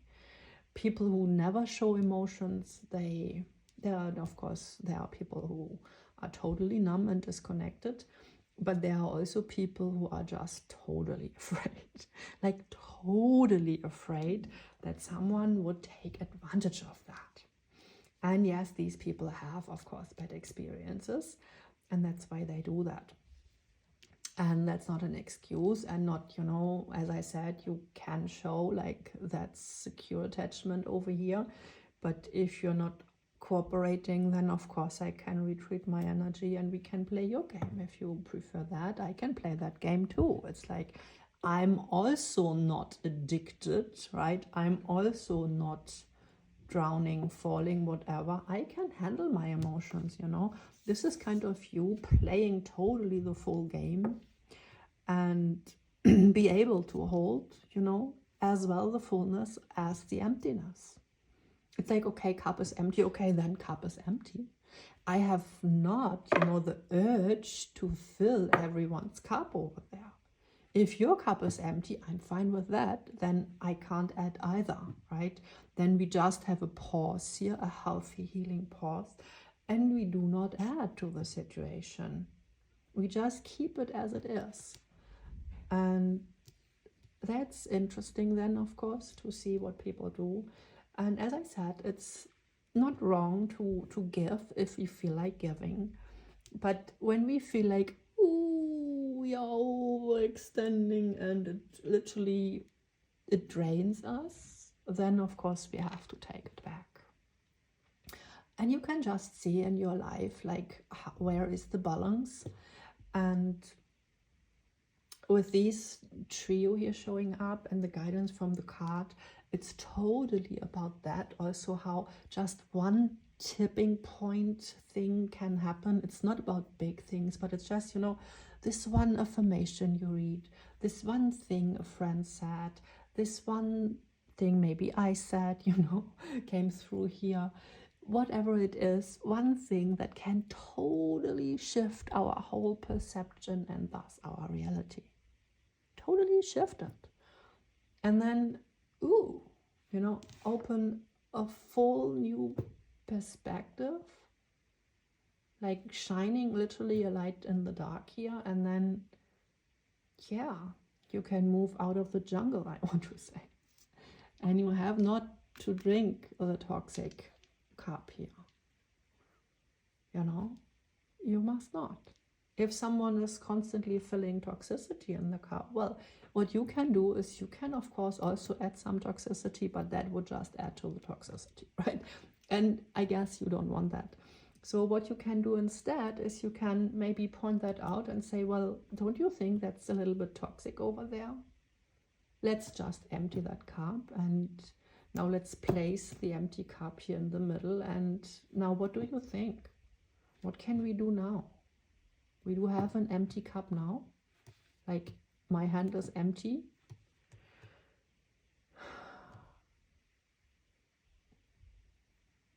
Yeah, I don't know. Maybe there is something. I don't know what I'm doing here, creating a passage maybe through the dark. Yeah, so let's dive deeper into the reading. 444 right now, so you're safe, you're good, it's all fine. And I just started shuffling like thoroughly, and these cards already were falling out, and we take them. I shuffled so thoroughly because there were some of the same cards coming out in group 1 and 2, and I did wanted to have it shuffled clearly. So this is your recent past energy. We do have these lovers over here. And this is soul. And we do have this abundance, and this is also soul level. So these two are linked to ancient timelines, to, you know, other timelines, to, yeah. And here is a cross to bear. You had to stand strong. And isn't that interesting how that cross cuts that off? Disconnects these energies. So there was a karmic thing you experienced here. And you know, this is you. This is interesting. I feel in your life there is something with your ancestors, your family, because the tree and the mansion, that's both kind of family ancestry energies, you know, DNA, and with the cross also. So this is kind of, you are no matter what's about them, you are also a, you know, a curse breaker here, ancestral curse breaker. And you did the job, like you standing on the clouds here. You cleansed that. And this is kind of the space for your DNA, you know, for your, yeah, you cleanse that space. And with this burning heart here, yes, this passionate soul connection, and this opened up the pathway to abundance. But there is karmic baggage in your life from your ancestral line. Literally. That's what I'm seeing.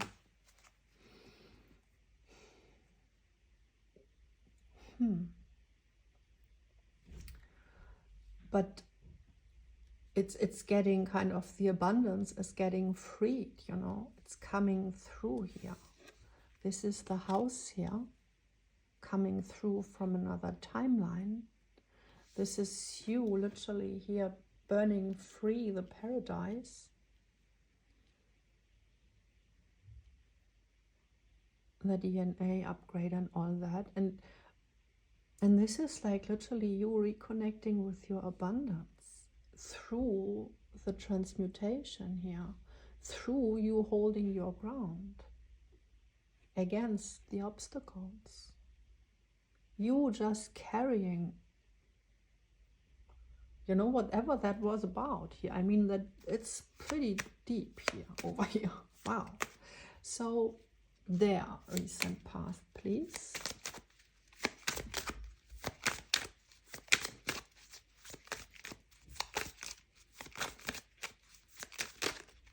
But you unlocked your abundance. Their recent past is they unlocked some ancient wisdom, soul level, and now they are going for their harvest.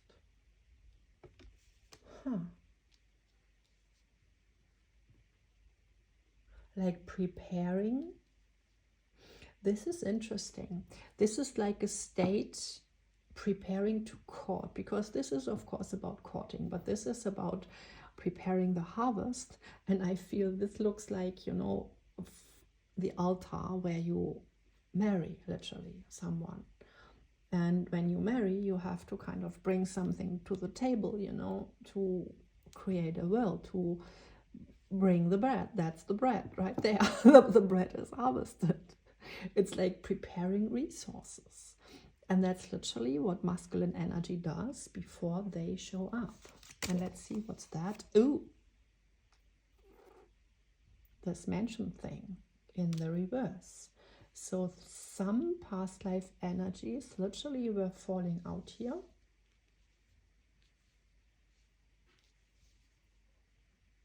And of course there is a link, right? That's why I do these readings, so that we can clearly see that. So now we do have 3 houses here, right?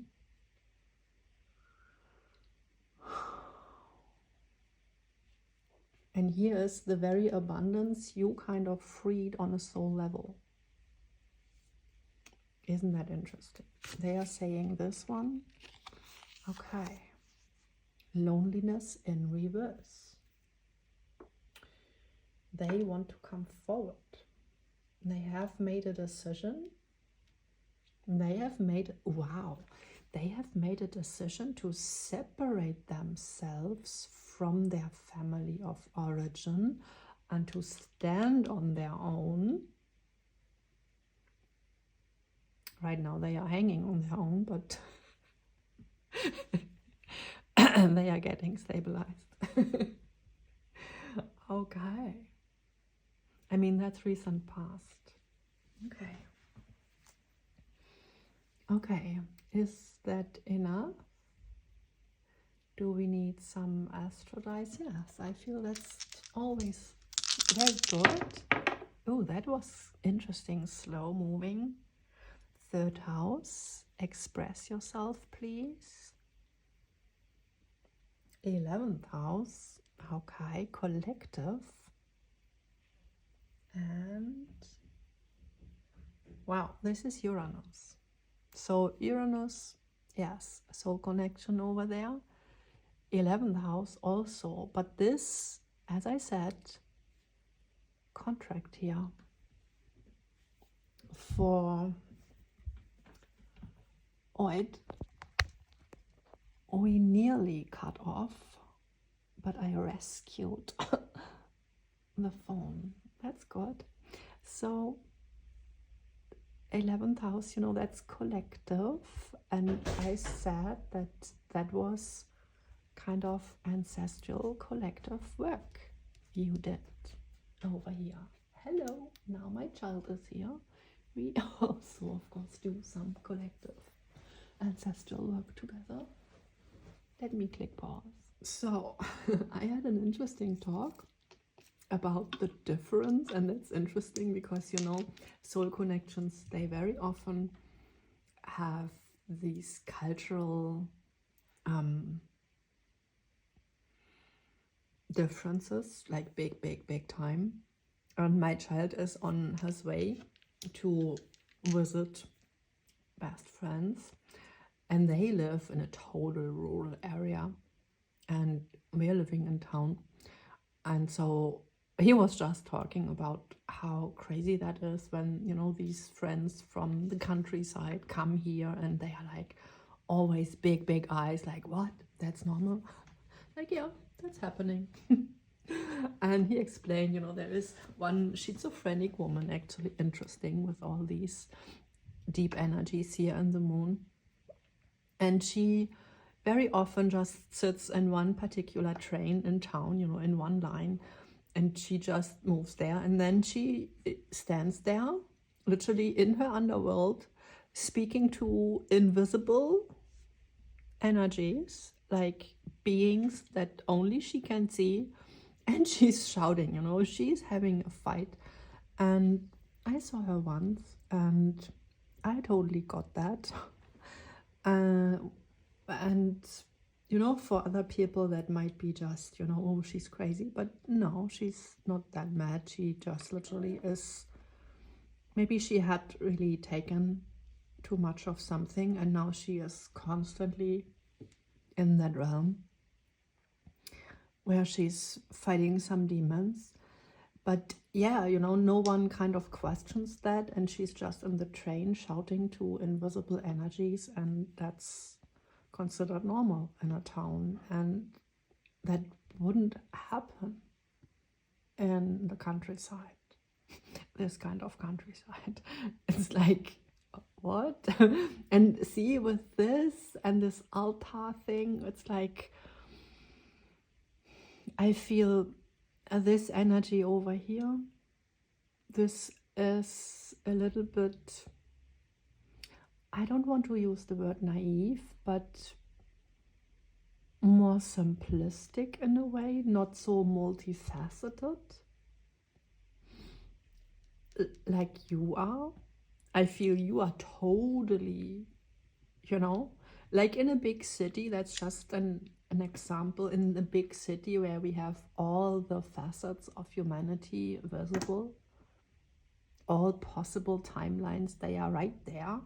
But in the small town, we have only, you know, this medium size thing, and not this big heart, for example. That's kind of what? Just, you know, medium size, what's considered normal over there. So maybe that was a problem. Maybe there is a cultural, very strong difference here, and maybe even, you know, the status, and with big and small, like east side, west side, these kind of energies, and religion, like very keeping it small religions. Do you want to add something here? South Node, yes. This is South Node. Comfort zone gets released. That's nice. That's I like that. That's a Virgo energy. right falling onto them, onto their Ace of Cups here, right? Super cool, because that means they choose for their daily, you know, Virgo, that's 6th house, that's daily, that's devoted service.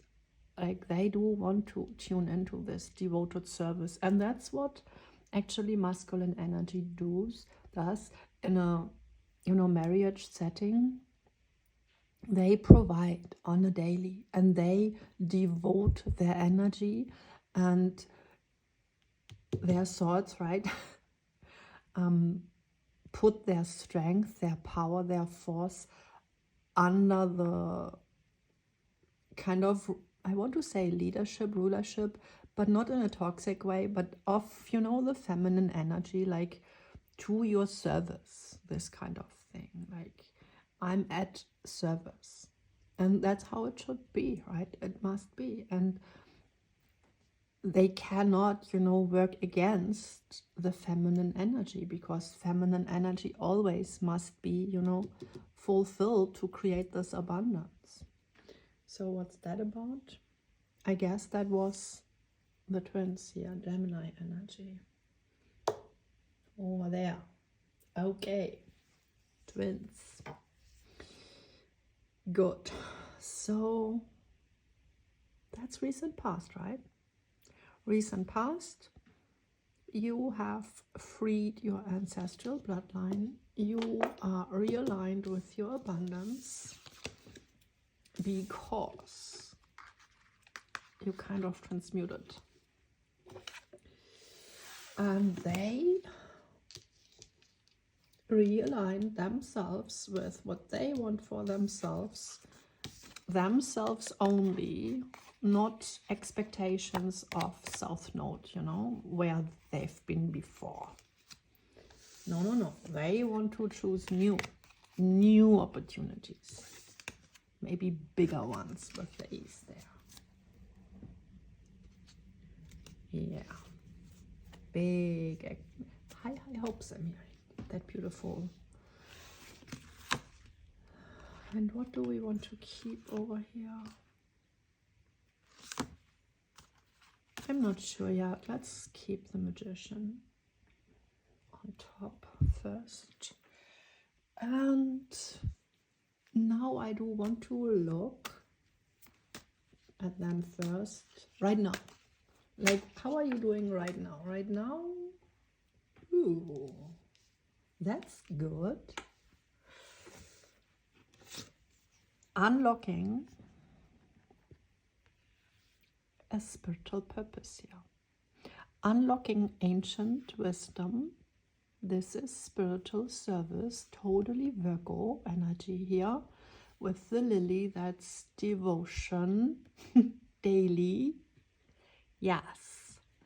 And they have unlocked. I mean, that's what they are doing right now. Right now. Okay. And you, right now, the bear, that's cool. You are right now, and you had the bear right here, so you are totally downloading, and this is past life, right? Your true, authentic self from all timelines. What I'm feeling with this, it's like recalling your energy, like recall lost energies. Astral, yes. Recall, 7 of Swords, recall everything with the abundance there.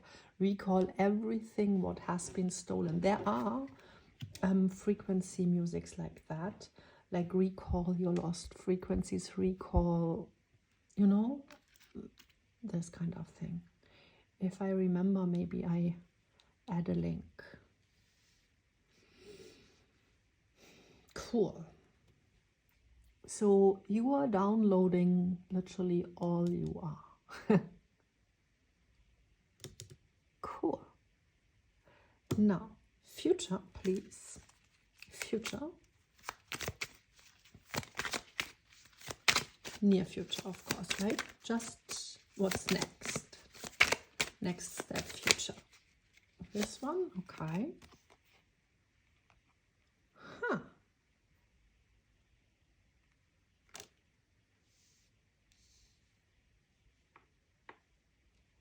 I'm not sure yet what that's about. They want to move, but there's a but.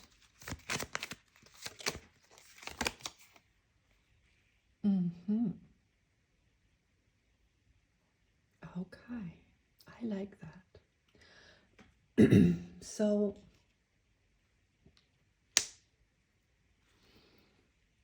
this is a lot, right? This is just the stars. This is kind of the all. And I just saw 936. So they need to tune into their highest self and not listen to false advice here, but instead, you know, it's like a redirecting energy, redirecting themselves. So in the near future, they are redirecting themselves, and they are maybe in their mind visiting that, revisiting what was wrong here. And but with the egg here, they are already birthing the new, and they have to kind of retune themselves to their true, again with the star, the wishes, high hopes. Like turn around there, okay? And what's going on in your near future?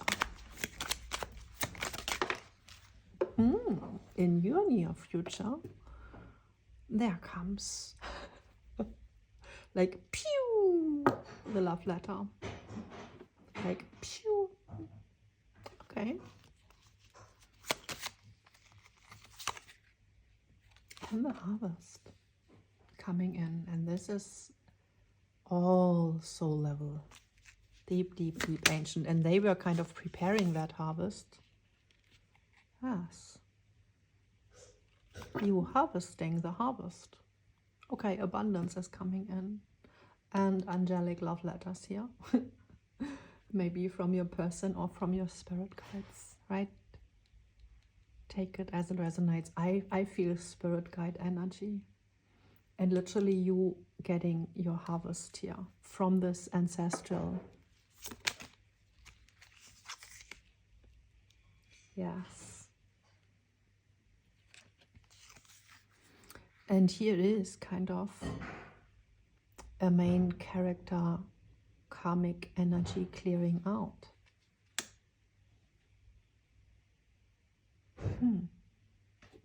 What's that about?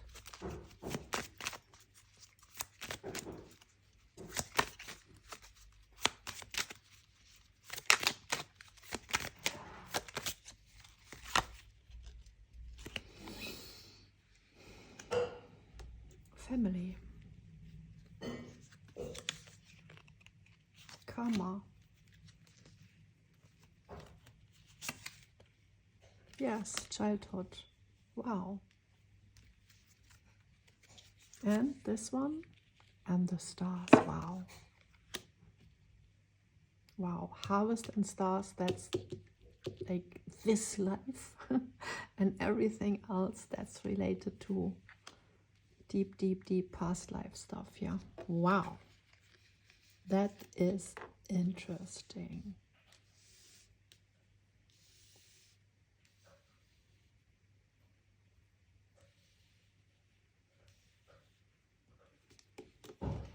So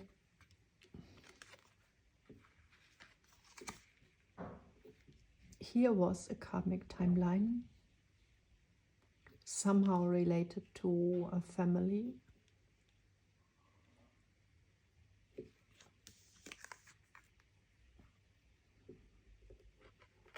Or your childhood, or, you know, you and your person.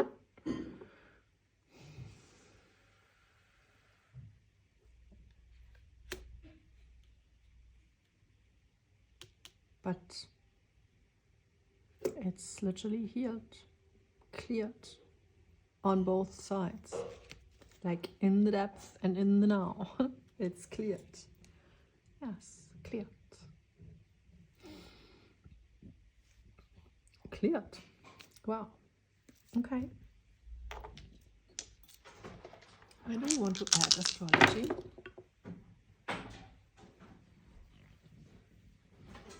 Mars, like yes, self. 7th house, that's a love letter. 3rd house, family. Wow. So whatever had happened here, what was kind of deceptive and manipulative, that had literally to do with, on your side, ancestral burdens. You had to release, and even, you know, if your person did something to you that was matching, in a way, the karmic imprint you already carried, you know, within yourselves. So the kind of pain that needed to be released, that needed to be, you know, worked out, to kind of heal your bloodline, to heal the whole here with all the moon energy. It's literally soul group healing, but bringing it all into this one focal point, which is you.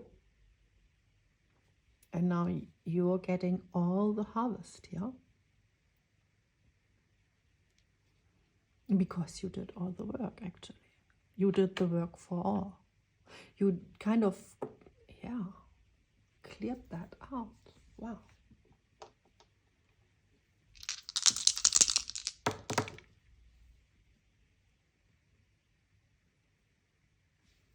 Jupiter, the devotion helps growing. Sagittarius, yes. Maybe they pray, literally. And Pisces, wow, that's unconditional love. They are on that mission. They are on the high road now. Unconditional love, like reconnecting their guidance even, right? Wow. Reconnecting with their wisdom here, opening that up. That was hidden. They had no access before. And now that kind of, the shell broke open. Love that while you were breaking free, you know, breaking that out, they were internally kind of opening that space.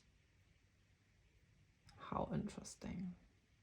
I love that, and sorry when I'm saying that so often, but I love that how when I see the energetic mirroring, like sometimes it's as within, so without, and sometimes it's, you know, a macrocosm and a microcosm thing, like here. Sometimes it's, you know, a past life thing and a current timeline. For me, that's super, super interesting from this esoteric, energetic level perspective. So yeah, what was kind of happening in your life? You working this out. This was in them.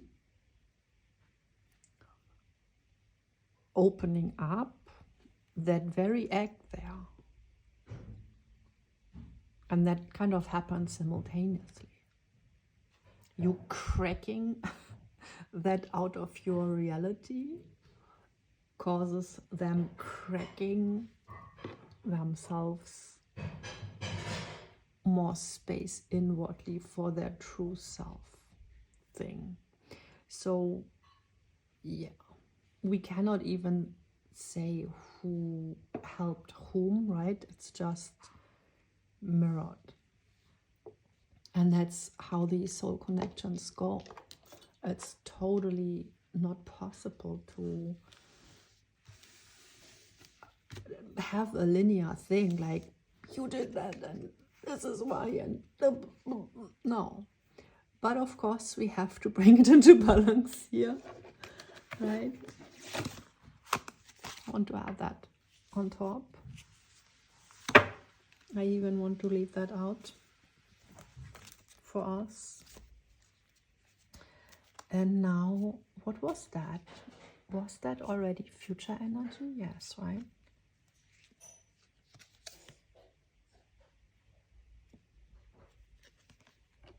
Coming home. We do have a coming home. I totally forgot if that was current reality or future. I guess, yes, it was future. But what we haven't done is, of course, the tarot. So, wow, that was quick. King of Wands. There they go. See, with the rider there, the horse, and we have 2002. And I want to start anew, and that's kind of what's starting anew here. The Judgment with these angel wings. Yay, we want to start anew with the King of Cups and the Ace of Cups. Yes, yes, yes, we are birthing that. So cool. Okay, and this is in reverse. Huh. In reverse, we do have the holding back. We do have like the Knight of Cups, who is not the King of Cups, right? The King of Cups, that's that archetype that is in tune with their emotions, and they can share their cup openly, not hidden anymore. And the Knight of Cups, that's someone who knows how to play with love, how to love, how to use love even for love's sake in the reverse. That's what we kind of tune out of here. And so this guy here is literally with this Virgo, right? This is the Earth Angel, devoted healer, like embodiment of angelic frequencies, literally. Earth Angel. And this here, Hermit and Emperor, in this context, right? With all what we had before, Seven of Swords, that's like, yes, pretty much dark psychology here, over here, like working with the empty cup and the full cup. It's like, you know, toxic love, controlling, hot and cold, and so much more, right? So much more. It's just about the full control here through the hidden, unseen emotional energies. And yes, they were capable of that, but now they are out there in the open. It's like their wand is leading the way. I love that. And here they show up. And so yeah, this is also, I guess, your energy, you know, you out in the open, speaking, sharing your cup. This is the healed empath, like totally. What we started the reading with, you know, you can give full, but you can also take it all back to yourself, of course. And you're not suffering because someone else has an empty cup, because you cannot run around and fill everyone's cup. They can learn that, and you can show them how to do that. But it's not their job to run around, you know, and fill everyone's cup just because they have a full cup. That's what we are taught growing up in this society. They tell us you have to overgive, you have to overshare, you have to. You even are not allowed to have a meal just for yourself. And you know, being a spiritual person, eating, for example, that's totally restoring your own energy. And my child and I, we eat alone, each and every one of us, because we need that time to reconnect with our own literally selves, right? Selves, I wanted to say, but yeah. And in all movies, we see constantly like happy families sitting together, oversharing, eating. And I'm trained like that too, you know. And the feminine source then at the table, you know, she shows smiling. She is the overflowing cup, actually, the divine feminine sitting at the table in the restaurant. She fuels everyone else's plate, actually, with her energy. And I don't know why I got there, but this is not what you are called to do, because I totally see the self-centered and with a judgment that's totally royalty, right? That's totally, yeah, Phoenix rising, you having your royal moment here.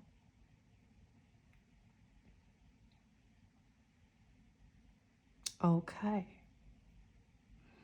And yes, you speak, right? But you do not run around. You know, you feed your own. Oh yeah, see, this is a Queen of Cups here. How sweet is that?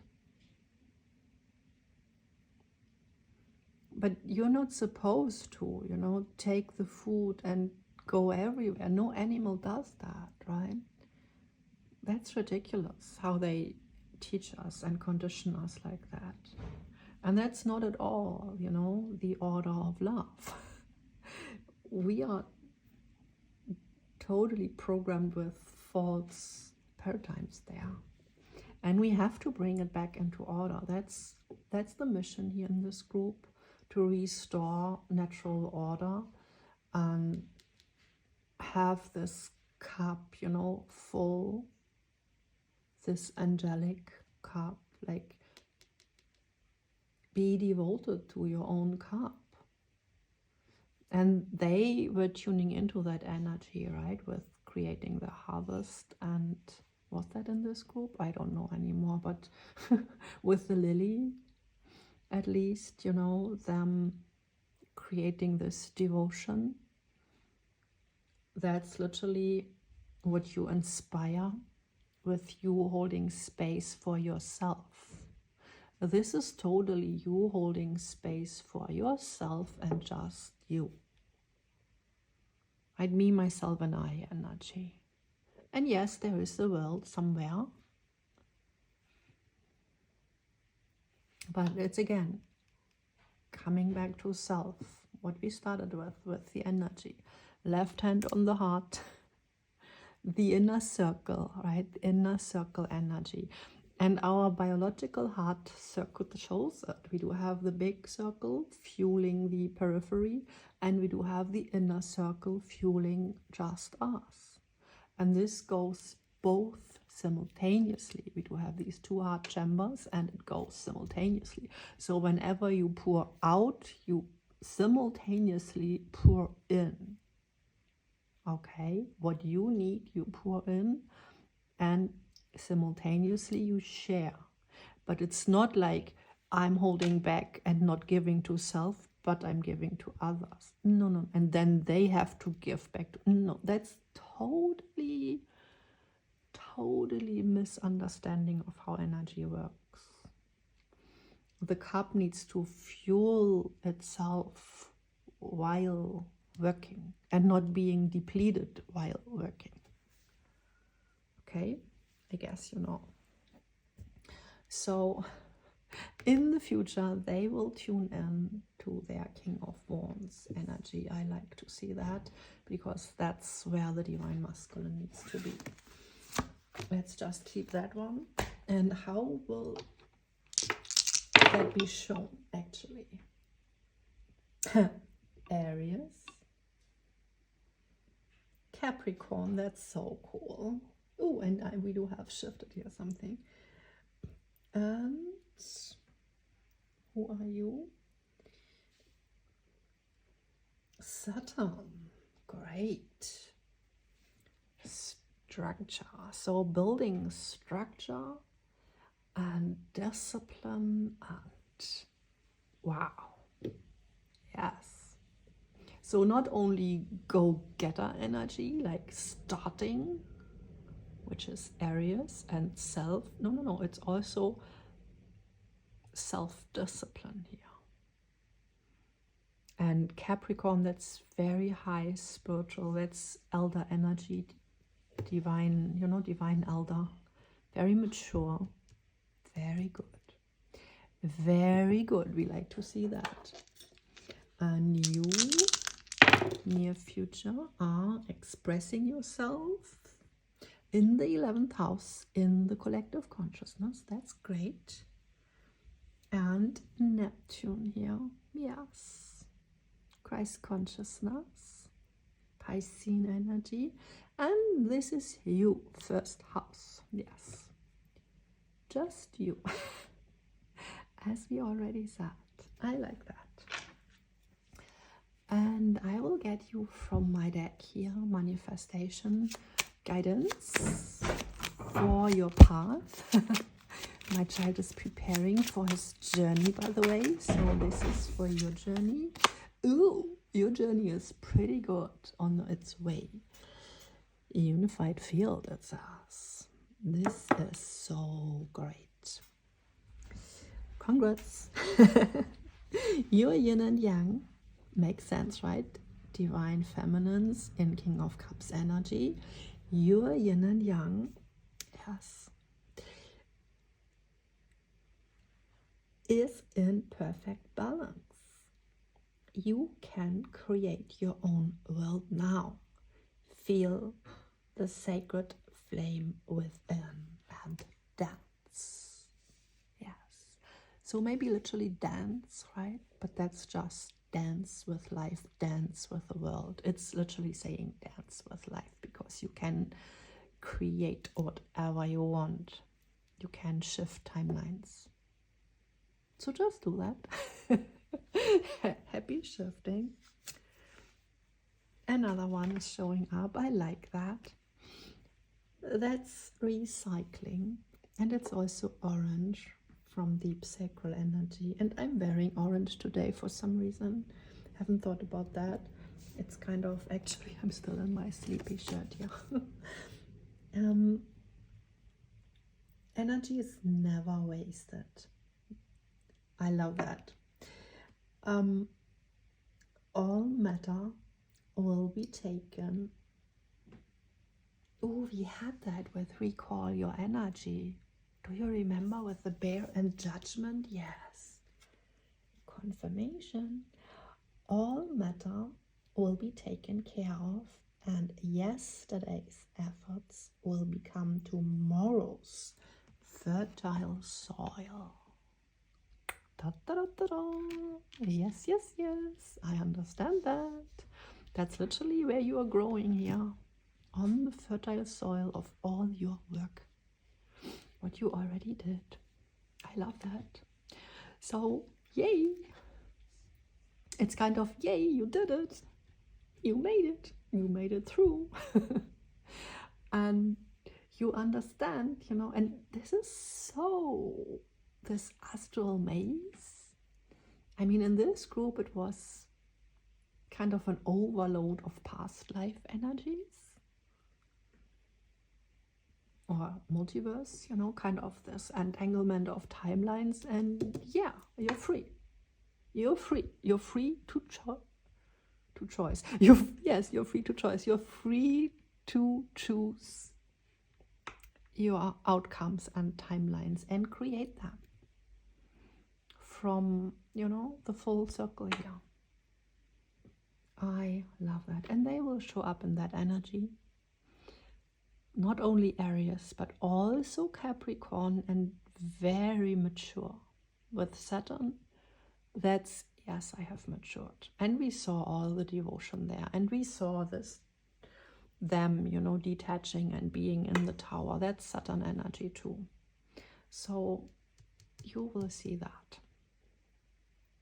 I mean, right now, They are totally working with self. They are not turned towards you. But you are also just self-centered. So no problem, right? You don't even have space for them, I feel right now, because you're busy here with life, lifing.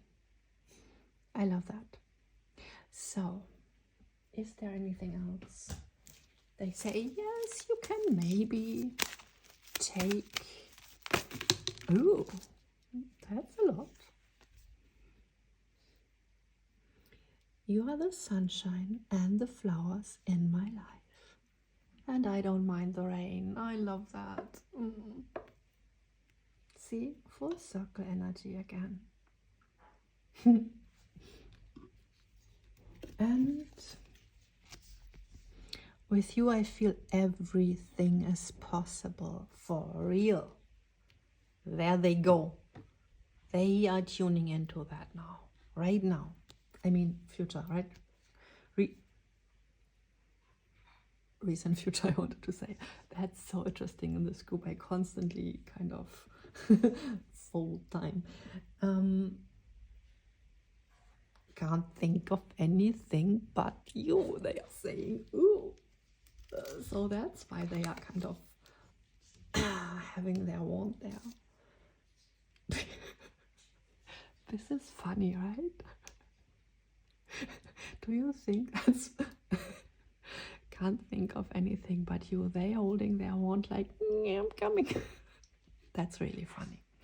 Okay, so they really feel everything. They are totally connecting to their flame, right? That's great. 1551, by the way. So double reversed. It's nothing bad. It's just they are fully tuned in, you know, fully tuned in. That's good. That's good. And you over here in your full purity, grace consciousness, all white, fine, fine, fine. They are in the physical. Okay? It's like with the, just here, you know? They are in full matter, maturing, that's good. And you are in the full light. Okay? They are in fully tuned into real self-realization first, right? And this is what comes first. That's not being selfish. That's necessary. We spoke about that at your end here. So first they need to kind of self-realize, you know, what is actually possible for me? Yeah, maybe, you know, maybe I can shift timelines. Maybe I can make that happen. Maybe I can, you know, step out of my small town shoes into the big world life here. Over here. I feel over here is the big world life, kind of. Ooh, see how big you are over there in the sky. And yeah, and they are like, you know how, like a truck driver, like, but yeah, right? They can.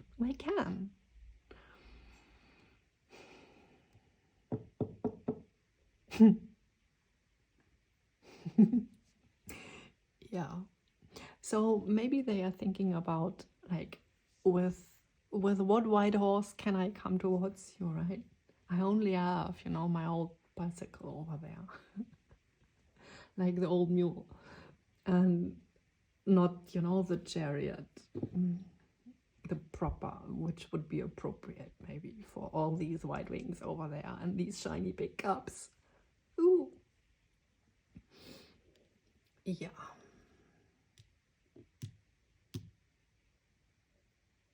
So you have to build your house, I feel. You have a roof and a ground. So maybe focus on creating your home space, because you're kind of in between worlds, I feel. In the collective consciousness, in the astrals, you're kind of everywhere and nowhere. That's interesting. So build this space, I feel, this worldly space. But interesting, see how this is again mirrored, like you are in all that what not is kind of normal and real, and they are totally focused on that. How interesting. Yeah. So maybe that's their part. Let them do that. I don't know. But I don't know, you do you anyways, and you feel what you need to do. And I guess the reading is long enough, and I suppose you already have liked it, because you have to keep your cup sober here and, you know, full, because otherwise you deplete your own energy if you're not keeping the balance. And yeah, if you would like to have me read for you again, it would be perfect to subscribe to the channel, to become part of the Rose Garden, and I would love to have that. And so hopefully I speak to you soon and we see us again. And I don't know, leave me a comment if you want. I don't know, I feel chatty now because energy is so light and I love that. So I send you so much love and luck and maybe a new home here. let's send a new home in here. Okay, and very good. Maybe some hopes. Okay, so and now I let you go.